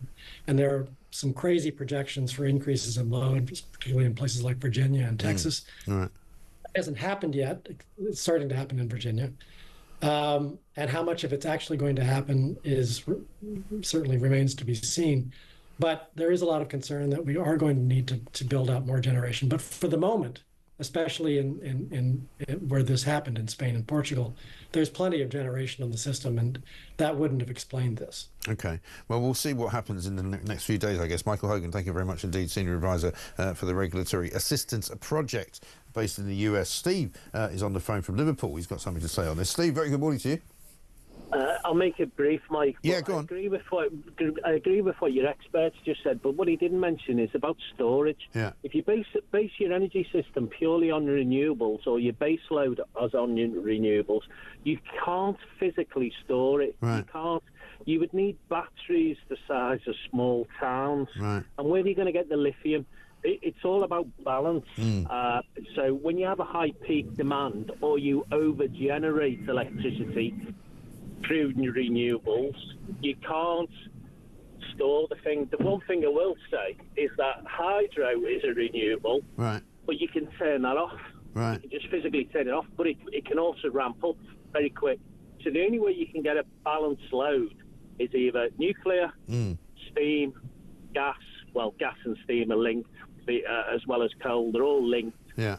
Or alternatively, hydro and nuclear. Yes. You cannot rely on renewables, and it will just happen continually. Yes. It's all national grids. You've got a national grid there of Spain and Portugal, which are linked. And that's linked. You're transporting electricity from one side of the country to the other. Yeah. And it can be done, but it's got to be done on either fossil fuels or an energy system, an energy generating system, which is not instantaneous. Do you remember in the 70s and 80s, and they used to say to us when Coronation Street went, the national grid would ramp up another coal-powered power station. That's it. And that was all to do about balance. Yes.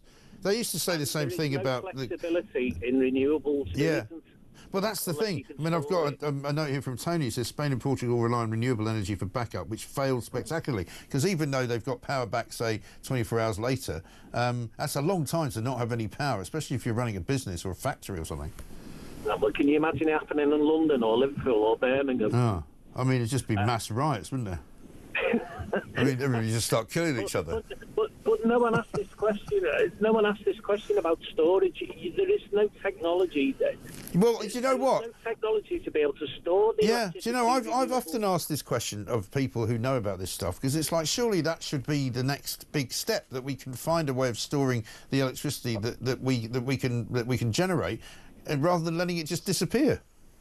Yeah, but you've seen, I know not being a conspiracy nut, but purely from an engineering point of view, an infrastructure point of view, you would have to build towns as a power station to store batteries, because the technology isn't there. You see on these e-cigarettes, the battery will last about a week, 2 weeks before it dies. Right. You're going to be building huge amounts of storage, with all the problems with price, scarcity of rare metal. It's just not feasible. No, I know. No one asks that sensible question, which just defeats them. Renewables is brilliant if you go for something like hydro. Build a reservoir Oh, yeah, well, they can't build those anymore because apparently they're bad for the environment. Don't ask me how, because I have no idea. Steve, listen, good to talk to you. Thank you very much indeed. Les has sent me a picture from Clackmannanshire in Scotland. Wind turbines performing stationary improvisation as electricity generators. I presume by that you mean they're not moving. Let's get a voice note from Dan. Happy birthday, morning glory. John Rental will say it's not a story. Happy birthday to you. But we have Mike Graham. Keep doing what you do. Thanks a lot, Mike. Have a great day. Very good, Dan. Thank you. I'm sure John Rental will appreciate the honorary mention. This is Talk. We've got some bins to talk about coming up next. It's still going on in Birmingham. Still stinks. This is Talk.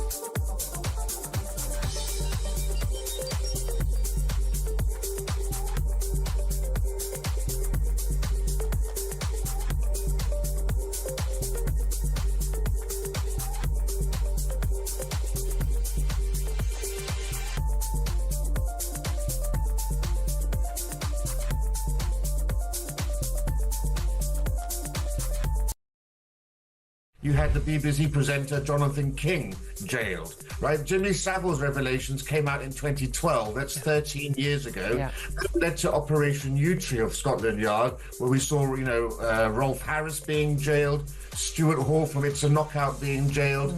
This is well over a decade ago. They launched a review at that time. Nothing happened with that review. It was kicked into the long grass once again. Yeah. And as you sort of got the idea that they felt, oh, those were old toxic males of the 1970s. It's all changed no longer now. like that.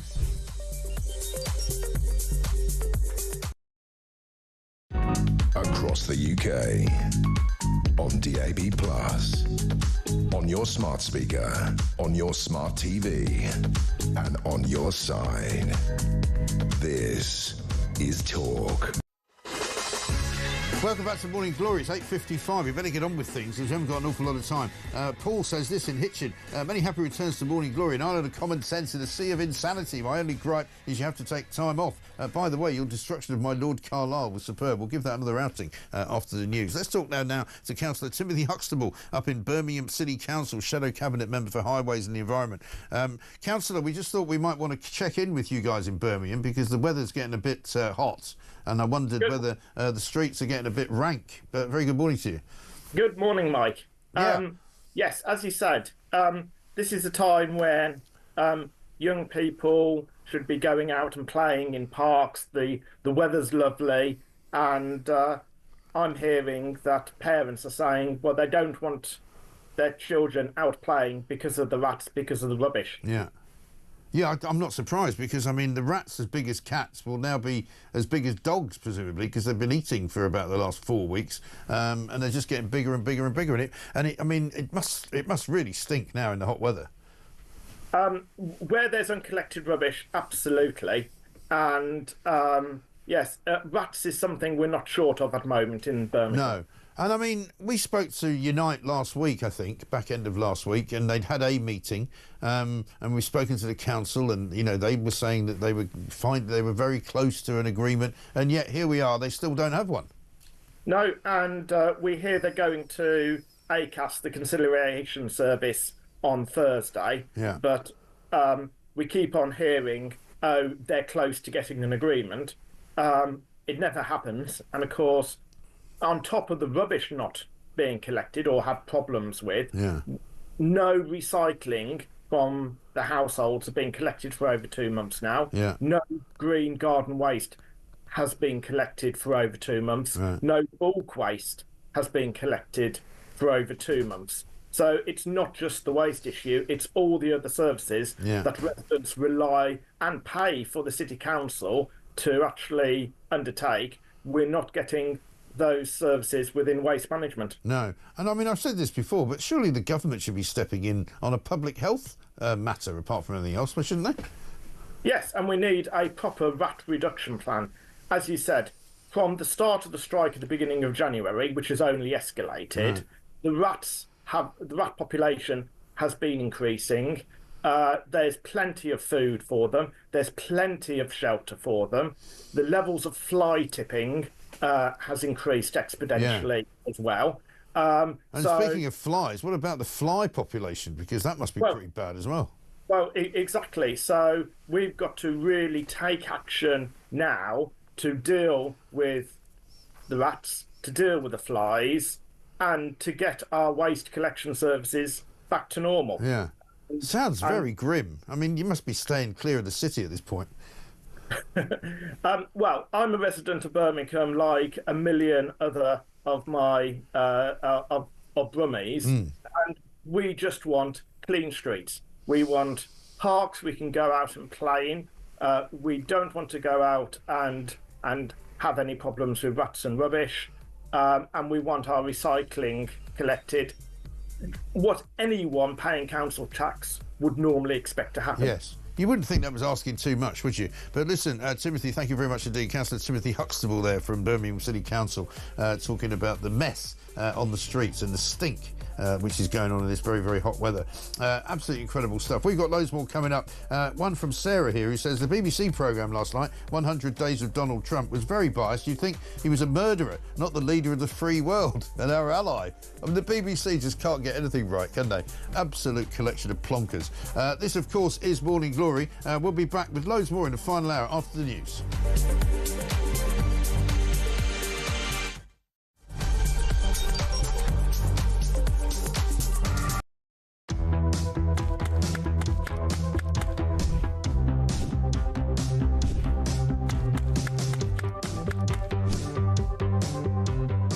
Is it transphobic to say only women have a cervix?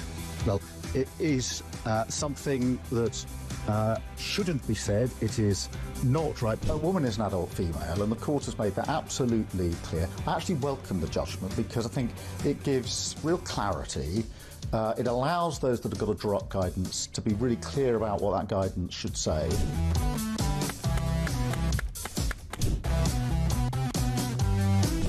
If you want to fight for Remain, vote Labour. Now, there are some who say we don't need Brexit to work. We need to reverse it. I couldn't disagree more.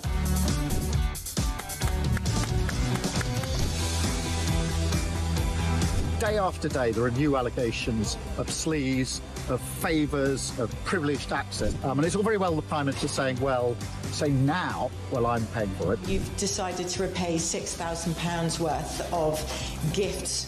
Lord Ali is facing an investigation. I wonder how concerned you are that your biggest donor was not fully transparent. Are you saying you made a mistake? It was right for me to make those repayments. Thank you.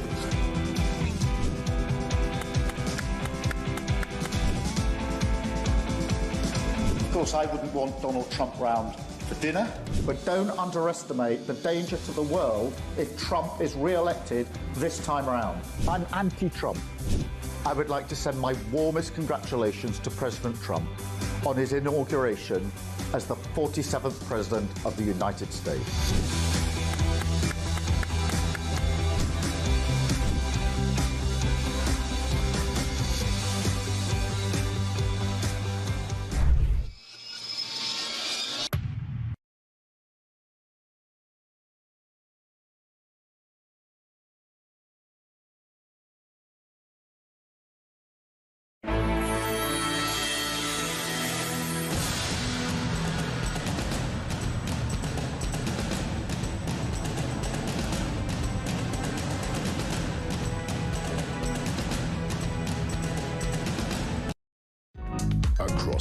UK.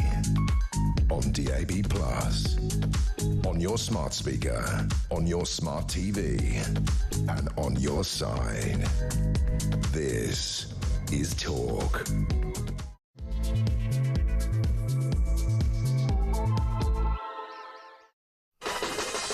Good morning, welcome back to Morning Glory. It's 3 minutes past 9. It's our 1 year anniversary, ladies and gentlemen, so we are one, as they would say in the royal family. So thank you very much indeed for all your lovely messages that are coming in, and many of you having said many great things to us over the course of time. Have a listen to this. Morning, Mike. It's Mark from Derby here. Happy birthday to you and the team. Morning, Mike. It's James from Blackburn. Happy birthday. What a year. The year of common sense. I don't know what you have in the morning or at night, but you're always so glowing and gorgeous. Morning, Mike. Sean in Leicester. Happy anniversary. Happy birthday, Morning Glory. The show has lasted longer than my typical gym membership, Mike, so you're doing something right. Yeah, very good. Of course, Darren in Carmarthen there finishing it all off. William Clouston is here. Very good morning to you, William. We're going to be looking at some of the other parties out there on the big elections. We're actually 1 day away, practically, from this big local election scenario going on. We'll talk about that. Also, Matt Vickers is here, Shadow Home Office Minister. There's a big fire in sort of northwest London at the moment, near Edgware Road. It's a substation, apparently, has broken out with a huge inferno. Big plumes of black smoke. There it is, coming up there. It looks, I think, a lot worse than it actually is. We've had eyewitness reports saying they think it's under control now, but we'll keep you updated with all of that. Of course, it's also 100 days of the Trump administration. The mini heat wave today apparently is going to cause loads of people to work from home, but they won't actually be doing any work. They'll just be lying in the sun. And there's no more cash for teachers in the NHS, according to Labour sources, which means we are going to have, of course, a summer of discontent. And the migrant tracker there picking up 9,885 migrants have arrived in 2025 so far. So basically they've hit the 10,000 mark a lot sooner than they normally do. It's not even the end of April yet, for heaven's sake. 0344 499 1000 is the number to call. This is Morning Glory. Let's get it on.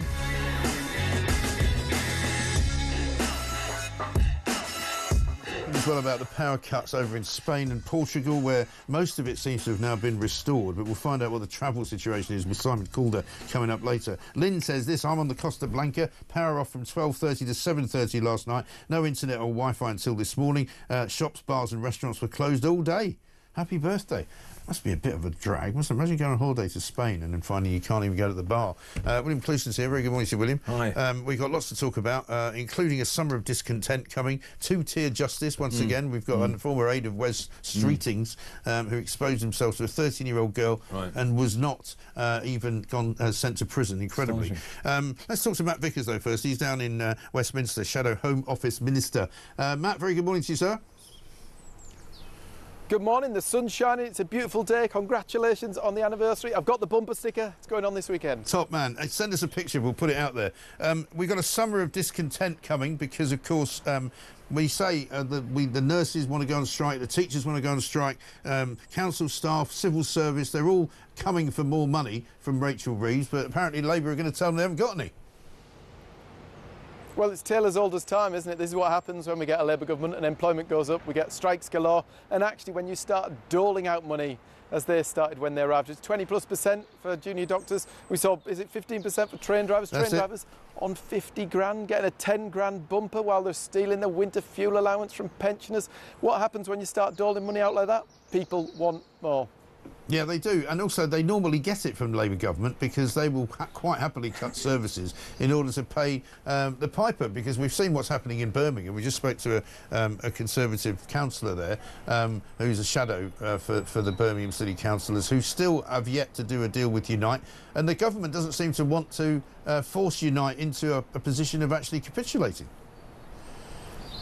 It's utterly ridiculous. Rats as big as cats. It's madness. But actually it's the taxpayer who always ends up footing the bill. But you know what, when you look at councils across the country, you know what you get when you get a Labour council. You know that they are going to waste money like nobody's watching, and they're going to tax you like there's no tomorrow. It's always the case with a Labour council: rip you off, waste your cash, and huge payouts for anybody who happens to be benefiting from union membership. And just one final thing, what about Keir Starmer cuddling up to the EU? We read in the Telegraph this morning that there's going to be some new pact signed, which is going to sign us up to the Paris Climate Agreement and free trade with the EU. I mean, he might as well just rejoin it at this point, mightn't he? Well, we're talking about all this free movement for young people seems to be one of the priorities of the mix. And actually, the economy is being trashed by Labour. We've seen all of the forecasts around growth. We know that growth isn't going to achieve the levels it was meant to. We know that inflation, all the forecasts on that have been revised up. We know that unemployment is up. The economy is in a really bad way, and the Treasury is now just going to pull the lever, let more cheap labour into the country. That seems to be where they're going with this deal. It does, doesn't it? Matt, I've got to let you go because we've got loads to get on with in this hour. Thank you very much indeed. Matt Vickers, MP, Shadow Home Office Minister, of course, talking there about the free movement, the European Union and possibly, you know, what is being called a reset. William Clouston's here from the SDP. William, good morning to you.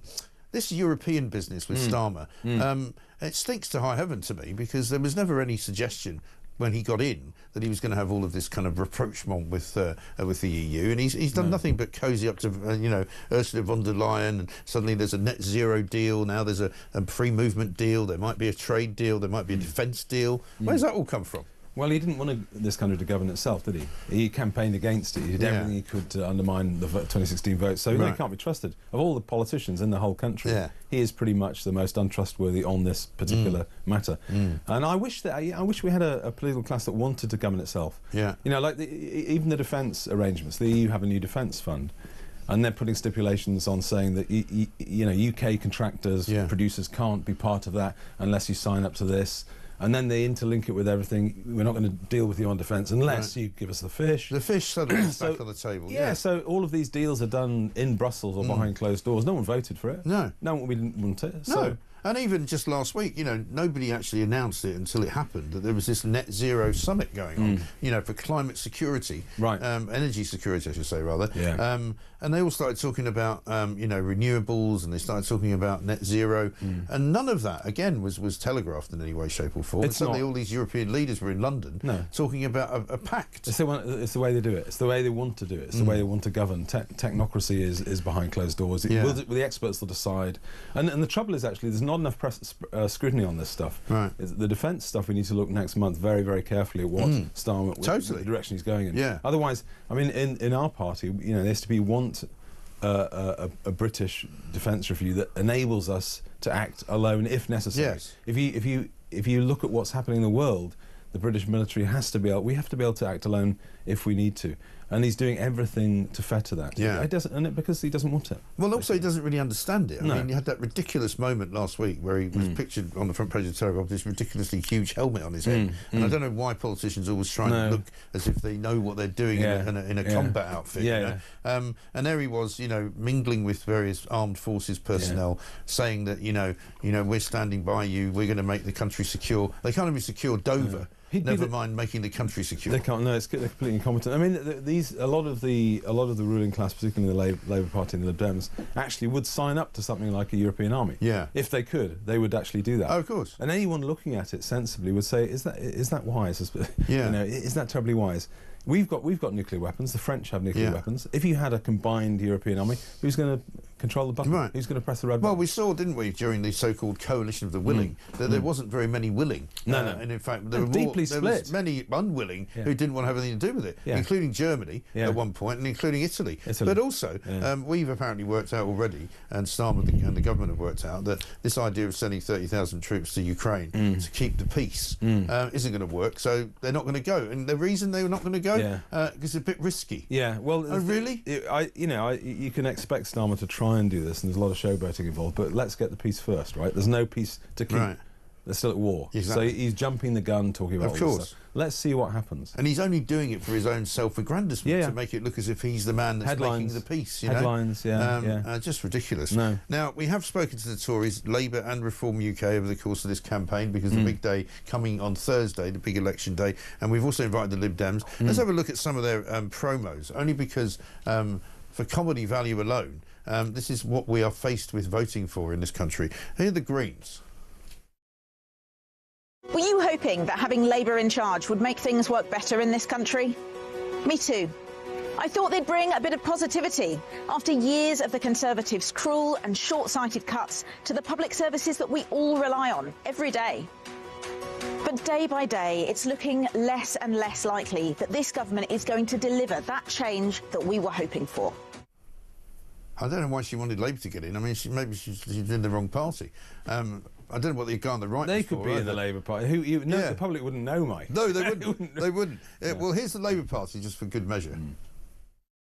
When I started looking at what's happening with Labour in recent times, obviously like only last year, one of the things on the manifesto was to cut waiting lists, and it really does feel like, okay, they've done what they said they were going to do. I don't know who you've been listening to. They're not cutting wait lists. If you listen to this show, you'll know they're not cutting wait lists. How about Lib Dems? Last July, I asked many of you to do something you'd never done before. Dear me. The Tories. Look at what Labour is doing to our country. They voted for change, but they've got change for the worse. What kind of Labour government have we got? One that as soon as they came in, snatched away the winter fuel payment, something they did not put in their manifesto. They have been cruel to vulnerable people. They are going after those people they think don't vote Labour. Pensioners, they're going after farmers. It's been 9 months. And all we have seen is an economy that is crushed by their tax rises. Growth has halved, unemployment is up, inflation is up, and that's just the beginning. And finally, Reform. I came back out of retirement to do this. I'm not mucking about. I will reiterate, nobody that comes into our country on the back of a lorry or via a boat will ever be given refugee status, will ever be given leave to remain. Nobody.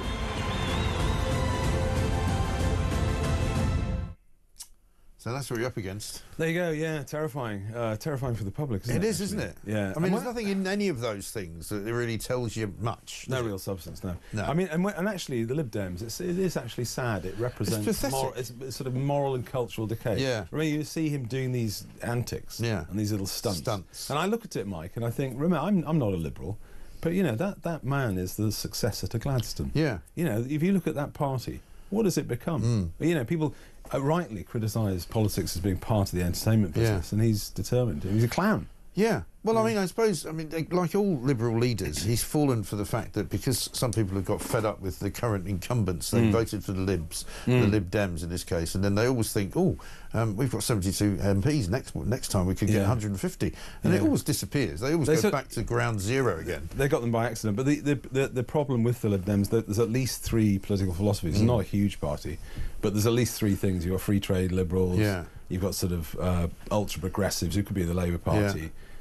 You know, and there are 1 or 2 Social Democrats in the Liberal Party, in the Lib Dems. So no, it's incoherent. They're notoriously, you know, they say one thing to one part of the electorate in one part of the country, and another thing to another. So they, you know, classically, the Lib Dems will say we're against this development, and they'll say we want to have new facilities and new reservoirs. Locally, they're always against them. Yes. Well, this is the thing. I mean, when I was growing up, the Lib Dems always seemed to be the party that you couldn't find 2 of them that agreed on anything. No, basically. No. I mean, well, at least they haven't got 2 leaders like the Greens. No, that is mad. But Vera Hobhouse, who's that kind of slightly batty Bath MP, she's come out yesterday and said that she backs a campaign to give illegal migrants the vote. Again. In elections. Very serious. I mean, seriously. Does this person not understand that citizenship implies duty? Yeah. So even illegals, apparently, 4 million people she's talking about, people who have entered this country illegally. Right. And apparently it's disputed, but apparently she wants to give them the vote. Yeah. How on earth can that be right? I know. What have you contributed? What have you contributed? Yeah. I mean, they operated this system in Scotland, the SNP, because they were technically a regional parliament. They could be, under the European law, allowing European citizens to vote. So they wanted more and more Europeans to come to Scotland because they'd all vote SNP, because they allowed them to come to Scotland. But it's just knowing the difference between right and wrong, Mike. Yeah. Like, it's not, I mean, Commonwealth citizens who are legally settled here and pay taxes do have a right to vote in some elections. Okay, I can understand that. You're paying tax, you live here legally. I can understand that. But rewarding people This is the problem with the incentives, and people like Hobhouse don't understand the incentives. You reward illegality. What do you expect? You'll get more illegal. Exactly right. I mean, I think America's got it right on this one, because I worked and lived in America for 10 years.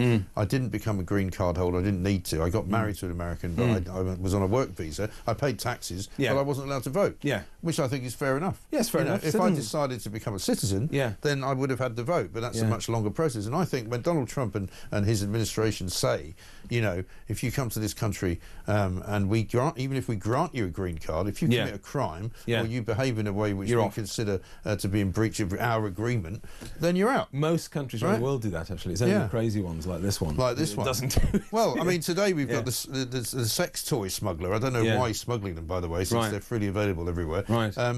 He can't apparently be sent back to Iran because apparently they frown on that sort of behaviour. Well, it's like, what? We're out of the ruling elite and a lot of the journalists actually and the commentators, not this show, but you know, thank the Lord, but a lot of writers are just out of touch on this. I read a piece the other day by a journalist who was saying, you know, if these activist judges keep on defending these people and using the HRA and the ECHR to absurd cases which we're hearing about, the warning was that they'll lose the public. Mike, they've lost them. They have already lost them a long time ago. Exactly right. And you see so much of it going on. I mean, I was watching this morning Sky News, couldn't get over themselves with Mark Carney getting elected. What they didn't say was that he's been elected with a minority win, which means he can't actually form a government, which means he'll have to have some kind of coalition scenario. But they love him, not because of what he is, because of the fact that he's not Donald Trump, and he doesn't like Donald Trump. And so they champion him. It's very, of course they are. They would. It's anyone who's on that side of politics. He is the continuity. I mean, he He's made like a right old mess Trudeau. of the Bank of England, didn't he? He did, and he wasn't. His record on Brexit was not good. If you listen to what he said, a lot of propaganda came out of that. So I'm not happy with him on that. But I'm not Canadian, but if I were, I'd have voted for Poilievre. I think he was very interesting. And if your viewers haven't seen it, there's a very, which is a viral clip actually of Poilievre speaking I know the to one you're the going to Apple. say, And that is common sense, exactly. But this guy's trying to take him down. He calmly goes through it. No, we're just talking about common sense. You know? Exactly. So that's what people. And so I'm sorry for the Canadians. I think they've got they'll probably regret this. I think, you know, because you voted for more of the same. And, you know, the same what Trudeau offered hasn't been a success for Canada. And it is, again, it's a sort of Western disease at the moment, isn't it? That, you know, you cling to something because you think it's better than the other thing. When the other thing, actually, I mean, it's 100 days of Trump today as well. You know, I know that there will be people who will never like Donald Trump and therefore could never bring themselves to say he's doing a good job. But I think he is. And if you consider what came before the 4 years of Biden, where not only did the media cover up the fact that he was completely and utterly out of his depth and not capable of... Well, he wasn't running the country. ...of running the country. You have to ask yourself, well, who was running the country? No, I take that point. I think on Trump, though, I think that the slight disappointment, I often say, you know, he doesn't particularly appeal to me. I think a lot of his policies are right. So I think the trade protectionism is right. The common sense attitude towards progressivism and woke idiocies, he's spot on that. And he's not messing around this time. 2.0, he's been through it before and they didn't allow him to do what he wanted to do. So I quite like the urgency. I quite like his, if Wall Street falls a little bit, it's not a problem. I'm looking at Main Street, I'm looking at industry, I'm looking at real jobs. So he represents, you know, Cleveland and Detroit and Chicago and all these places that lost jobs. He's trying to get that right. I wish, though, on something like the tariffs, that there was more stability. If you really believe in tariffs and industrial policy, you stick a tariff on and you stay with it. You don't do these sharp turns. You don't stick a tariff on which is ludicrously high and then saying, come and negotiate. That is, I think that's not the right approach. That's the kind of business approach for transactional. People, for people who are sort of what you might call, I don't know, guerrilla businessmen. Right? It's not the kind of general business that you would conduct. It's the kind of in-your-face business where you go, I'll tell you what, if you don't give me $1 million right now, you're out of the room. We won't even have a conversation. Well, and again, I think, you know, so I've defended the principle of tariffs and reindustrialisation. You know, I'll do that till the cows come home because I think you're right. But he's not the best advocate by having these sharp terms. And on something like Ukraine, I think is, again, you know, I want the war. Everyone wants the war over. It's desperate. But I think that some of the approaches that he's had, you know, very nice minerals you've got there. You know, it's just very transactional, quite crude. You know, So we'll see how that goes. But yeah, it's I mean, I take the view if he gets where you want to go, then all well and good, you know. Yeah, he may have the key hand in stopping the war. You know, well, let's see. He's but it's very closer. transactional. He's certainly got closer than anybody else has in the last 3 years. So we give him that. Let's get a voice note from Joanne on the blackout in Spain. Morning, Mike. Joan from Norfolk. So the blackout in Spain, well, at least that's reduced their carbon footprint for 11 hours, 24 hours or whatever it is. Every cloud. Oh, no, sorry, don't want them because they won't be able to work the solar panels. Great show. Thanks, Mike. Very good, Joanne. Thank you very much indeed. Great to see you, William. Thanks for coming in. I'm going to play you out with a little bit of a Home of Common Sense montage where news has become a joke. Woof! Dogs are racist, according to the Welsh Labour Party. Deary me. Welcome to Britain. It's Friday, thank God. We can all have a couple of days off, and we'll be bringing you more and more over the course of the next few hours, and clearly loads of gaffes, of course, as well, from the home of common sense. This is Morning Glory. Let's get it on.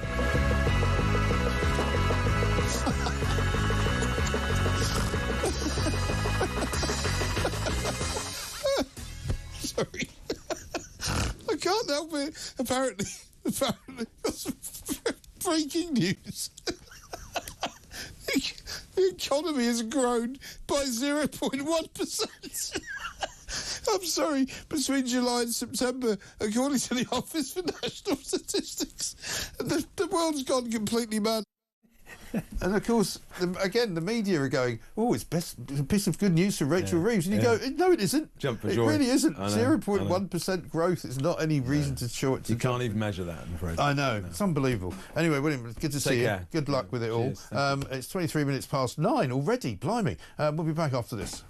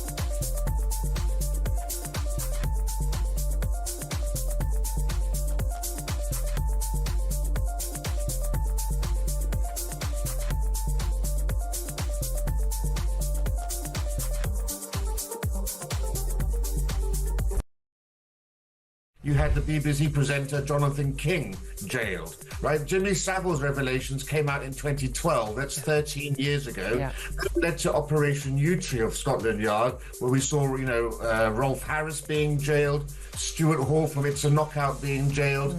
This is well over a decade ago. They launched a review at that time. Nothing happened with that review. It was kicked into the long grass once again. Yeah. And as you sort of got the idea that they felt, oh, those were old toxic males of the 1970s. It's all changed no longer now. like that.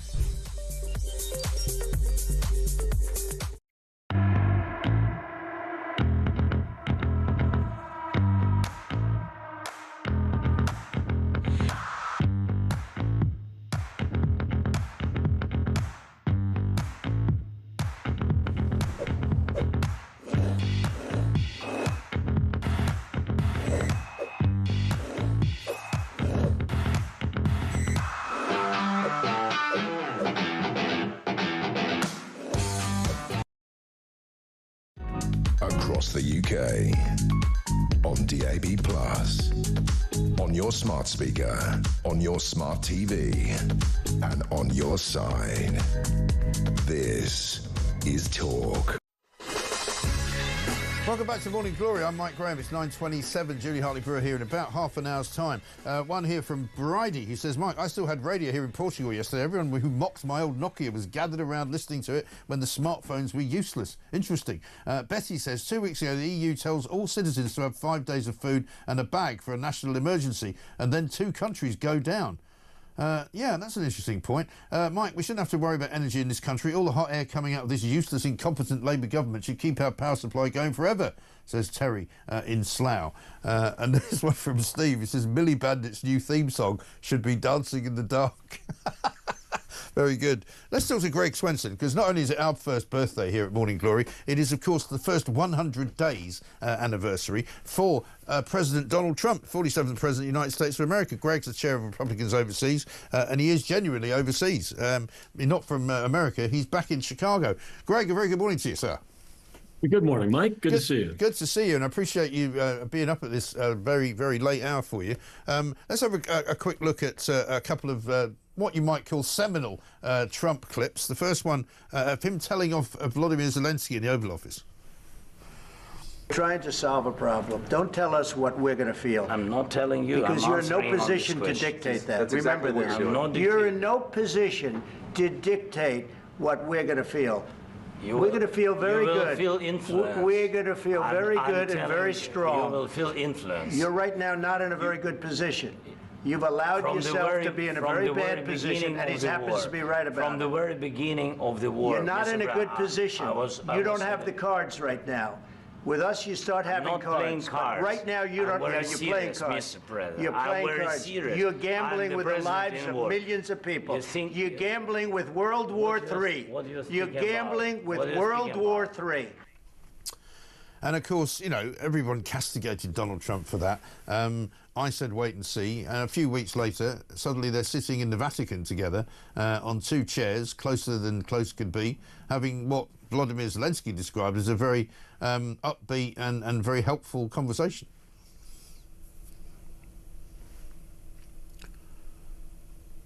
Greg? Yeah, Mike. Sorry, did you hear that? Yeah, I didn't know there was a question in there. Sorry. Oh, sorry. About that. Yeah, well, I was just saying that, you know, there they are, you know, a few weeks later, having what appears to be a very close conversation. Absolutely. No, Mike, it's a great point, and it's classic, you know, President Trump, right? He comes out and does something that's unorthodox or provocative, and everybody freaks out. Right. The media goes crazy on him. The left goes completely berserk. And then 3 days later or 3 months later, it turns out he was right. Yeah. You know, I thought that was a low point for Zelensky, to say the least, yeah. Back in the Oval Office. But, you know, look, President Trump's all about outcomes, right? Yeah. He's going to do it in a different way. It's his way. It typically works in spite of the hysteria on the left. Yeah. And so, you know, good for him. Well, this is the worry, isn't it? That some political commentators jump on everything he does and say, this is outrageous, what's he doing it for? And I always just say to them, just wait and see, you know, because everything happens for a reason with Trump. He doesn't do things off the cuff. He doesn't, you know, everything. He seems to me that he plots every move that he makes. He knows he's going to do what he's going to do before he does it. You know, people said, you know, he lost the rag with Zelensky there. I don't believe that. I think he absolutely knew what he was going to say to him as soon as he walked into the room. Yeah, and look, you know, and most of that is on Zelensky. I mean, you know, President Trump was diplomatic and really complimentary to him for 40 minutes in the Oval Office. Right. And it's only when Zelensky went overboard and really pushed him to the limit. And you could see in Zelensky's comments in your clip, you know, how obnoxious he was. And so, you know, I think, you know, he lost a lot. Zelensky lost a lot more credibility in that moment, in those 13 minutes out of the 53 minutes. But of course, the media blamed Trump, and that's just typical of the media, especially in America. This would be the same media, particularly in America, that didn't notice that Joe Biden literally couldn't remember his own name, couldn't walk without falling over. I was watching an interview with, is it Marjorie Wallace the other day, in which she was saying basically, well, you know, I wasn't really covering up for Joe Biden. What I was doing was seeing a man who was perfectly capable of talking rationally and saying all the right things. And you're kind of going, well, that's not really a qualification for being president, is it? No, and that's really a scandal, Mike. I mean, what the media did there. I mean, yes, it was the White House, you know, covering up. It was Dr. Jill. It was the whole lot. But the media really fell on its face, and that's why in the U.S. the corporate media is at an all-time low in terms of trust with the public. Right. And so people don't even bother anymore. Well, this is the thing. I mean, you see sometimes some clips from the Oval Office and the White House. And I think Caroline Leavitt has been a real breath of fresh air, by the way. I think she's incredible. What an incredible discovery. And I know that she's been doing that sort of job for a while, but we didn't really know much about her here on this side of the Atlantic. But you know, when she's kind of, you know, edging people out of the room and saying, well, no, you can't come back into the room until you recognise that it's called the Bay, you know, the Gulf of America, not the Gulf of Mexico, and all this kind of stuff. And when Trump turns around to CNN and goes, this is why nobody's watching you, because you keep asking the wrong questions. I mean, there are those who will be purists who will say, oh, it's terrible. But if the press didn't behave the way that they did, he wouldn't be doing that.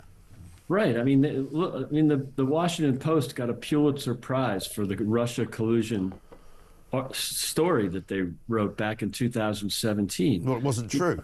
It was a complete hoax, you know, paid for by the Hillary Clinton campaign, and completely fabricated. And of course, you know, with collusion from the FBI, which is really sickening. And so, you know, not a word about that from the mainstream media in the U.S. No, quite. Let's have a look at another clip. This is from the executive order signing sessions that went on earlier in the year. We have a 10. God bless you, Mr. President.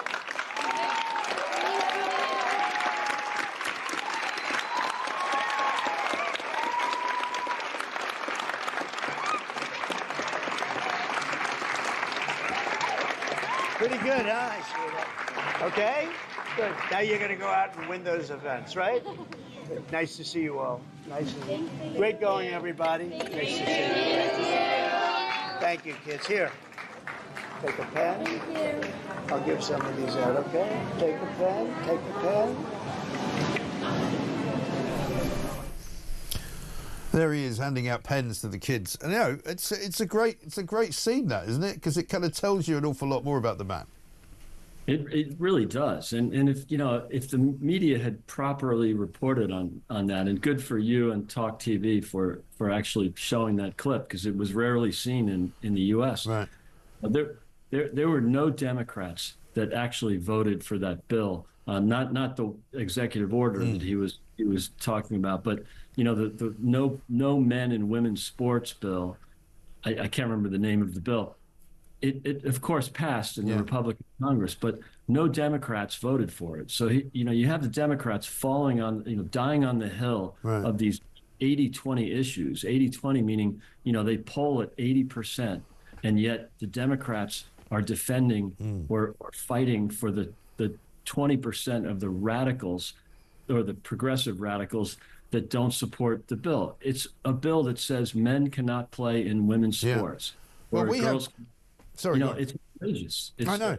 We have the rather ludicrous situation here today where the British Medical Association, which is basically the doctors' union, right, the lefty doctors' union who are always on strike and pretty much represent the junior doctors, who got a 22% pay rise last summer when the Labour government got in, they've come out today and said that they don't support the Supreme Court's ruling that a trans woman is not a woman. And then they're doctors. And you're kind of going, sorry? You know, what are you talking about? Yeah, if anyone would know, it would be them. But you would think. No, they've lost their minds. And I think, you know, again, to the 80-20 issues, like there's so many of them that, you know, even illegal migration or deportation, you know, mass deportations of criminals is polling at 80 in the U.S. right now. And yet the Democrats are calling, you know, President Trump a fascist or a racist, whatever, because of the deportations, which the people really support. Yeah. It's typical. It is absolutely incredible. But really good to talk to you, Greg. Thanks very much indeed. We shall see you soon, I'm sure, for the next 100 days. Who knows what's going to happen? Greg Swenson, Chair of Republicans Overseas. One from Margaret in Birmingham here. 100 days of Donald Trump. Brilliant. 1 year of Morning Glory. Fantastic. Brilliant. Best breakfast show anywhere on the planet. 9 months of two-tier. No comment. Next question.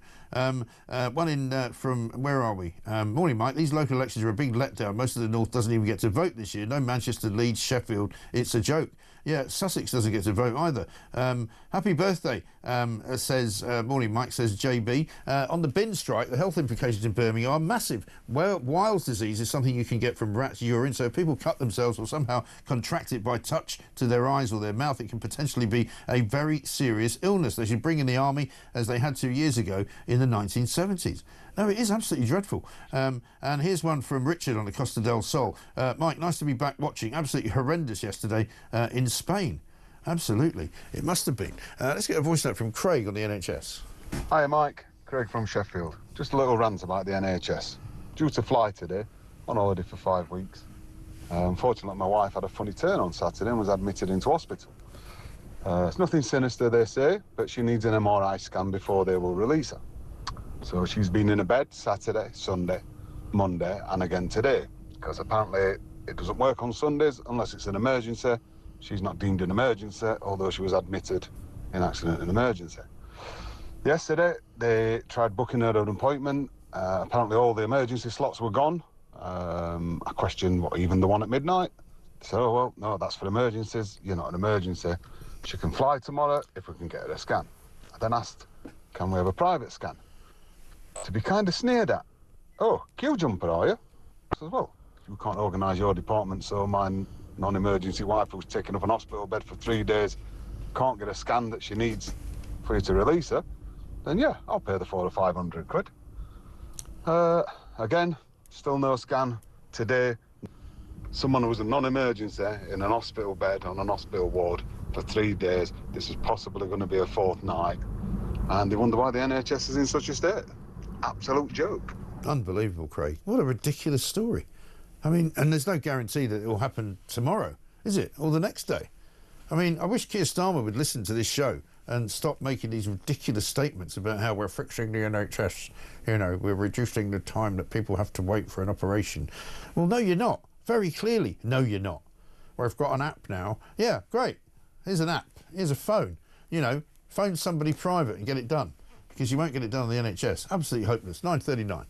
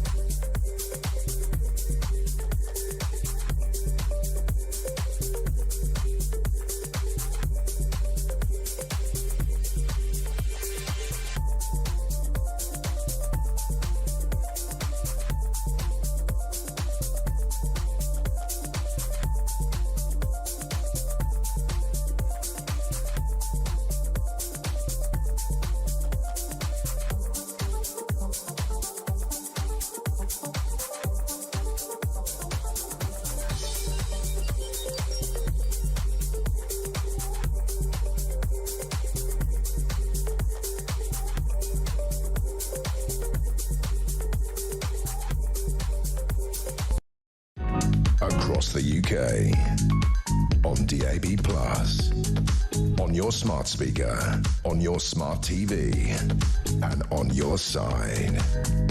This is Talk. Welcome back to Morning Glory, 9:41. Tony from Stoke-on-Trent says, hello again, Mike. I think it's funny that a substation at Heathrow catches fire. Now another substation in London is getting an electric power outage over Spain and Portugal. Something fishy going on, mate. And how the hell are we supposed to get energy via solar panels if they're dimming the sun? Yeah, it is a bit weird, isn't it? Soon we will have an illegal network of milkshake sellers on every street corner competing against drug dealers, says Rob. Here's your fix, Gov. Don't forget your straw. I know, yeah, there's the milkshake tax, of course, which is supposedly the latest ruse from Rachel Reeves. She can't think of anything else that she hasn't taxed, but there we are. How about electric vehicles, though? Shane Mason's here, Director of Strategical, a defence advisory firm, because yesterday the i-newspaper had this story. The Times have picked it up again today. Defence firms reportedly warning staff not to connect their mobile phones to Chinese-made electric cars amid fears that sensitive national security data could be stolen. Struck me that this is a bigger story than we think.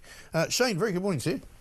Good morning, Mike. How are you? I'm very well indeed. I mean, this is slightly worrying, I would have thought, for anyone who's got a Chinese-made electric car, because if they're capable of sort of, listening in on you and or, somehow disabling or taking information out of your phone if you're plugging it in, what else are they doing?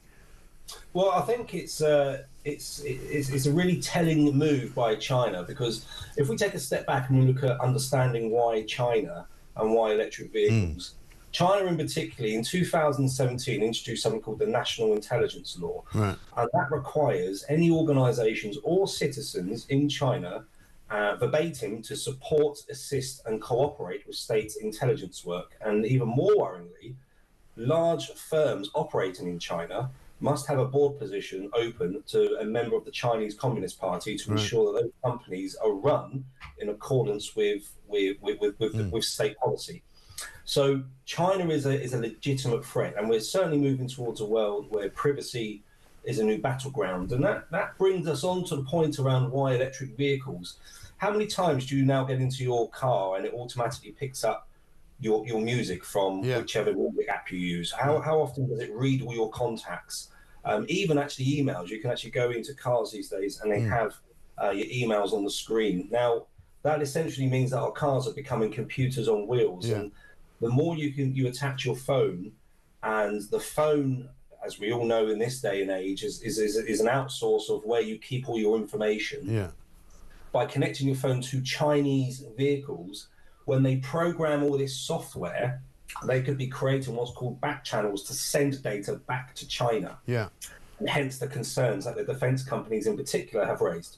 And do you think that some of these companies then are looking for that sort of material? Because, I mean, presumably data is data. They will always make money from that in some way, shape or form. But in terms of sensitive stuff, sensitive information, do you think there are people in China sort of combing whatever it is they've got coming in to see what's there?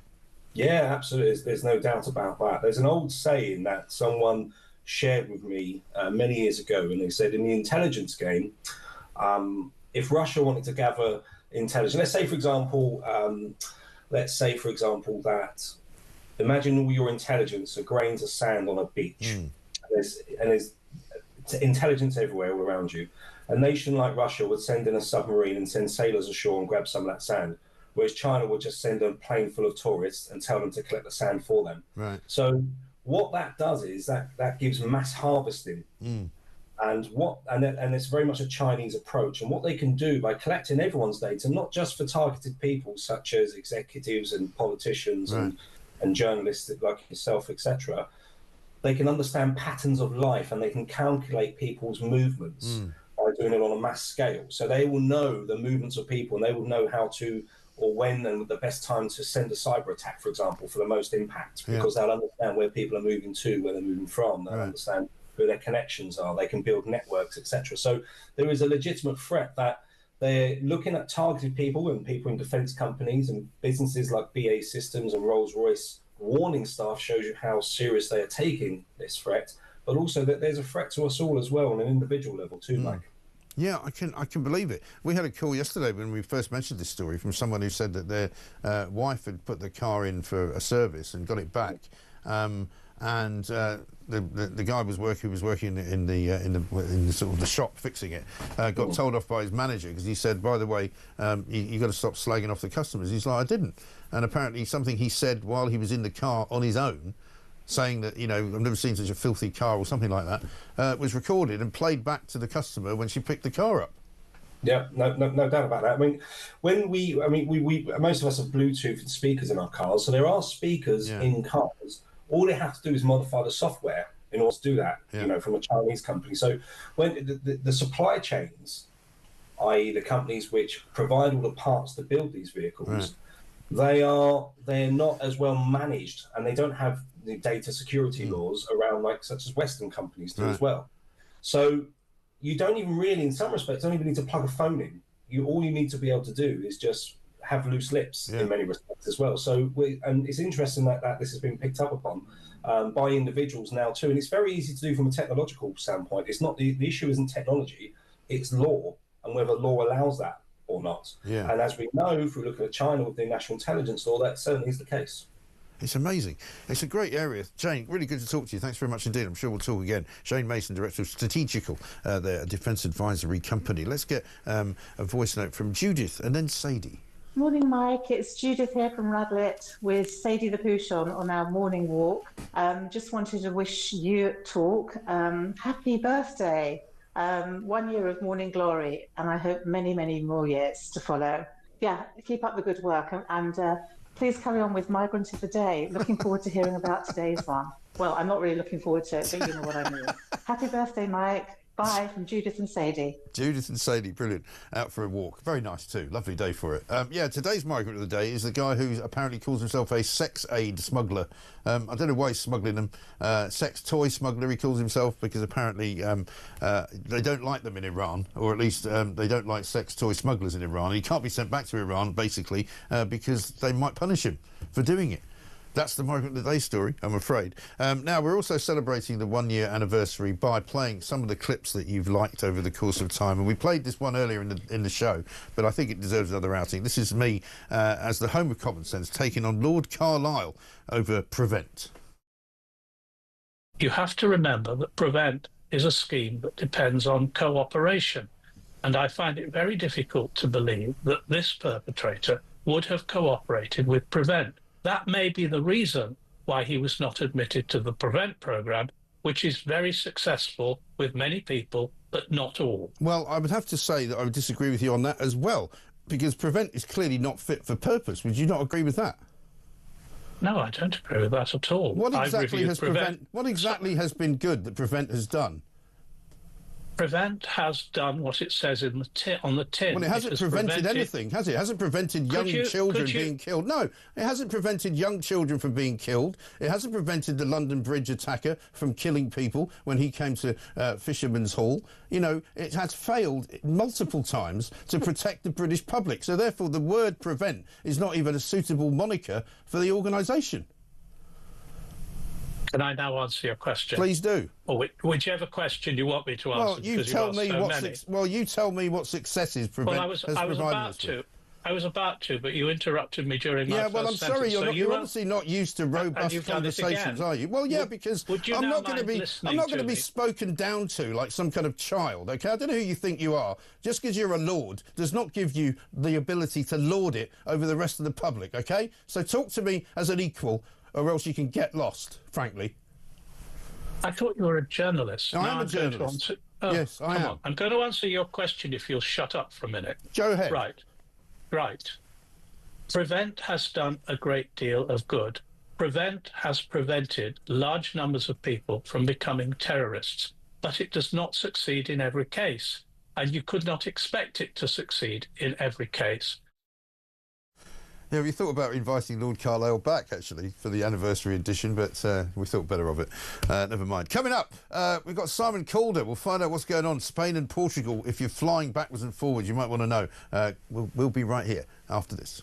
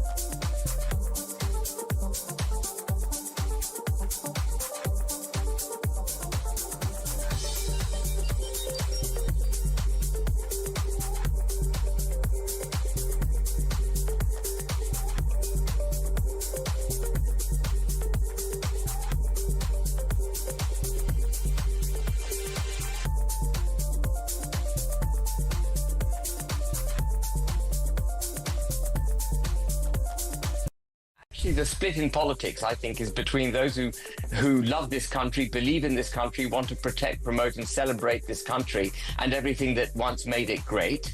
And I put myself firmly in that camp, and I put you in that camp. Yeah. And then there's a camp like Starmer and others who actually hate this country. They hate where this country came from. They hate the history of this country. Why don't they start off and live somewhere else? Why don't they go and live somewhere else then? Well, actually, Jeremy, they're trying to bring somewhere else here. That's what they're doing.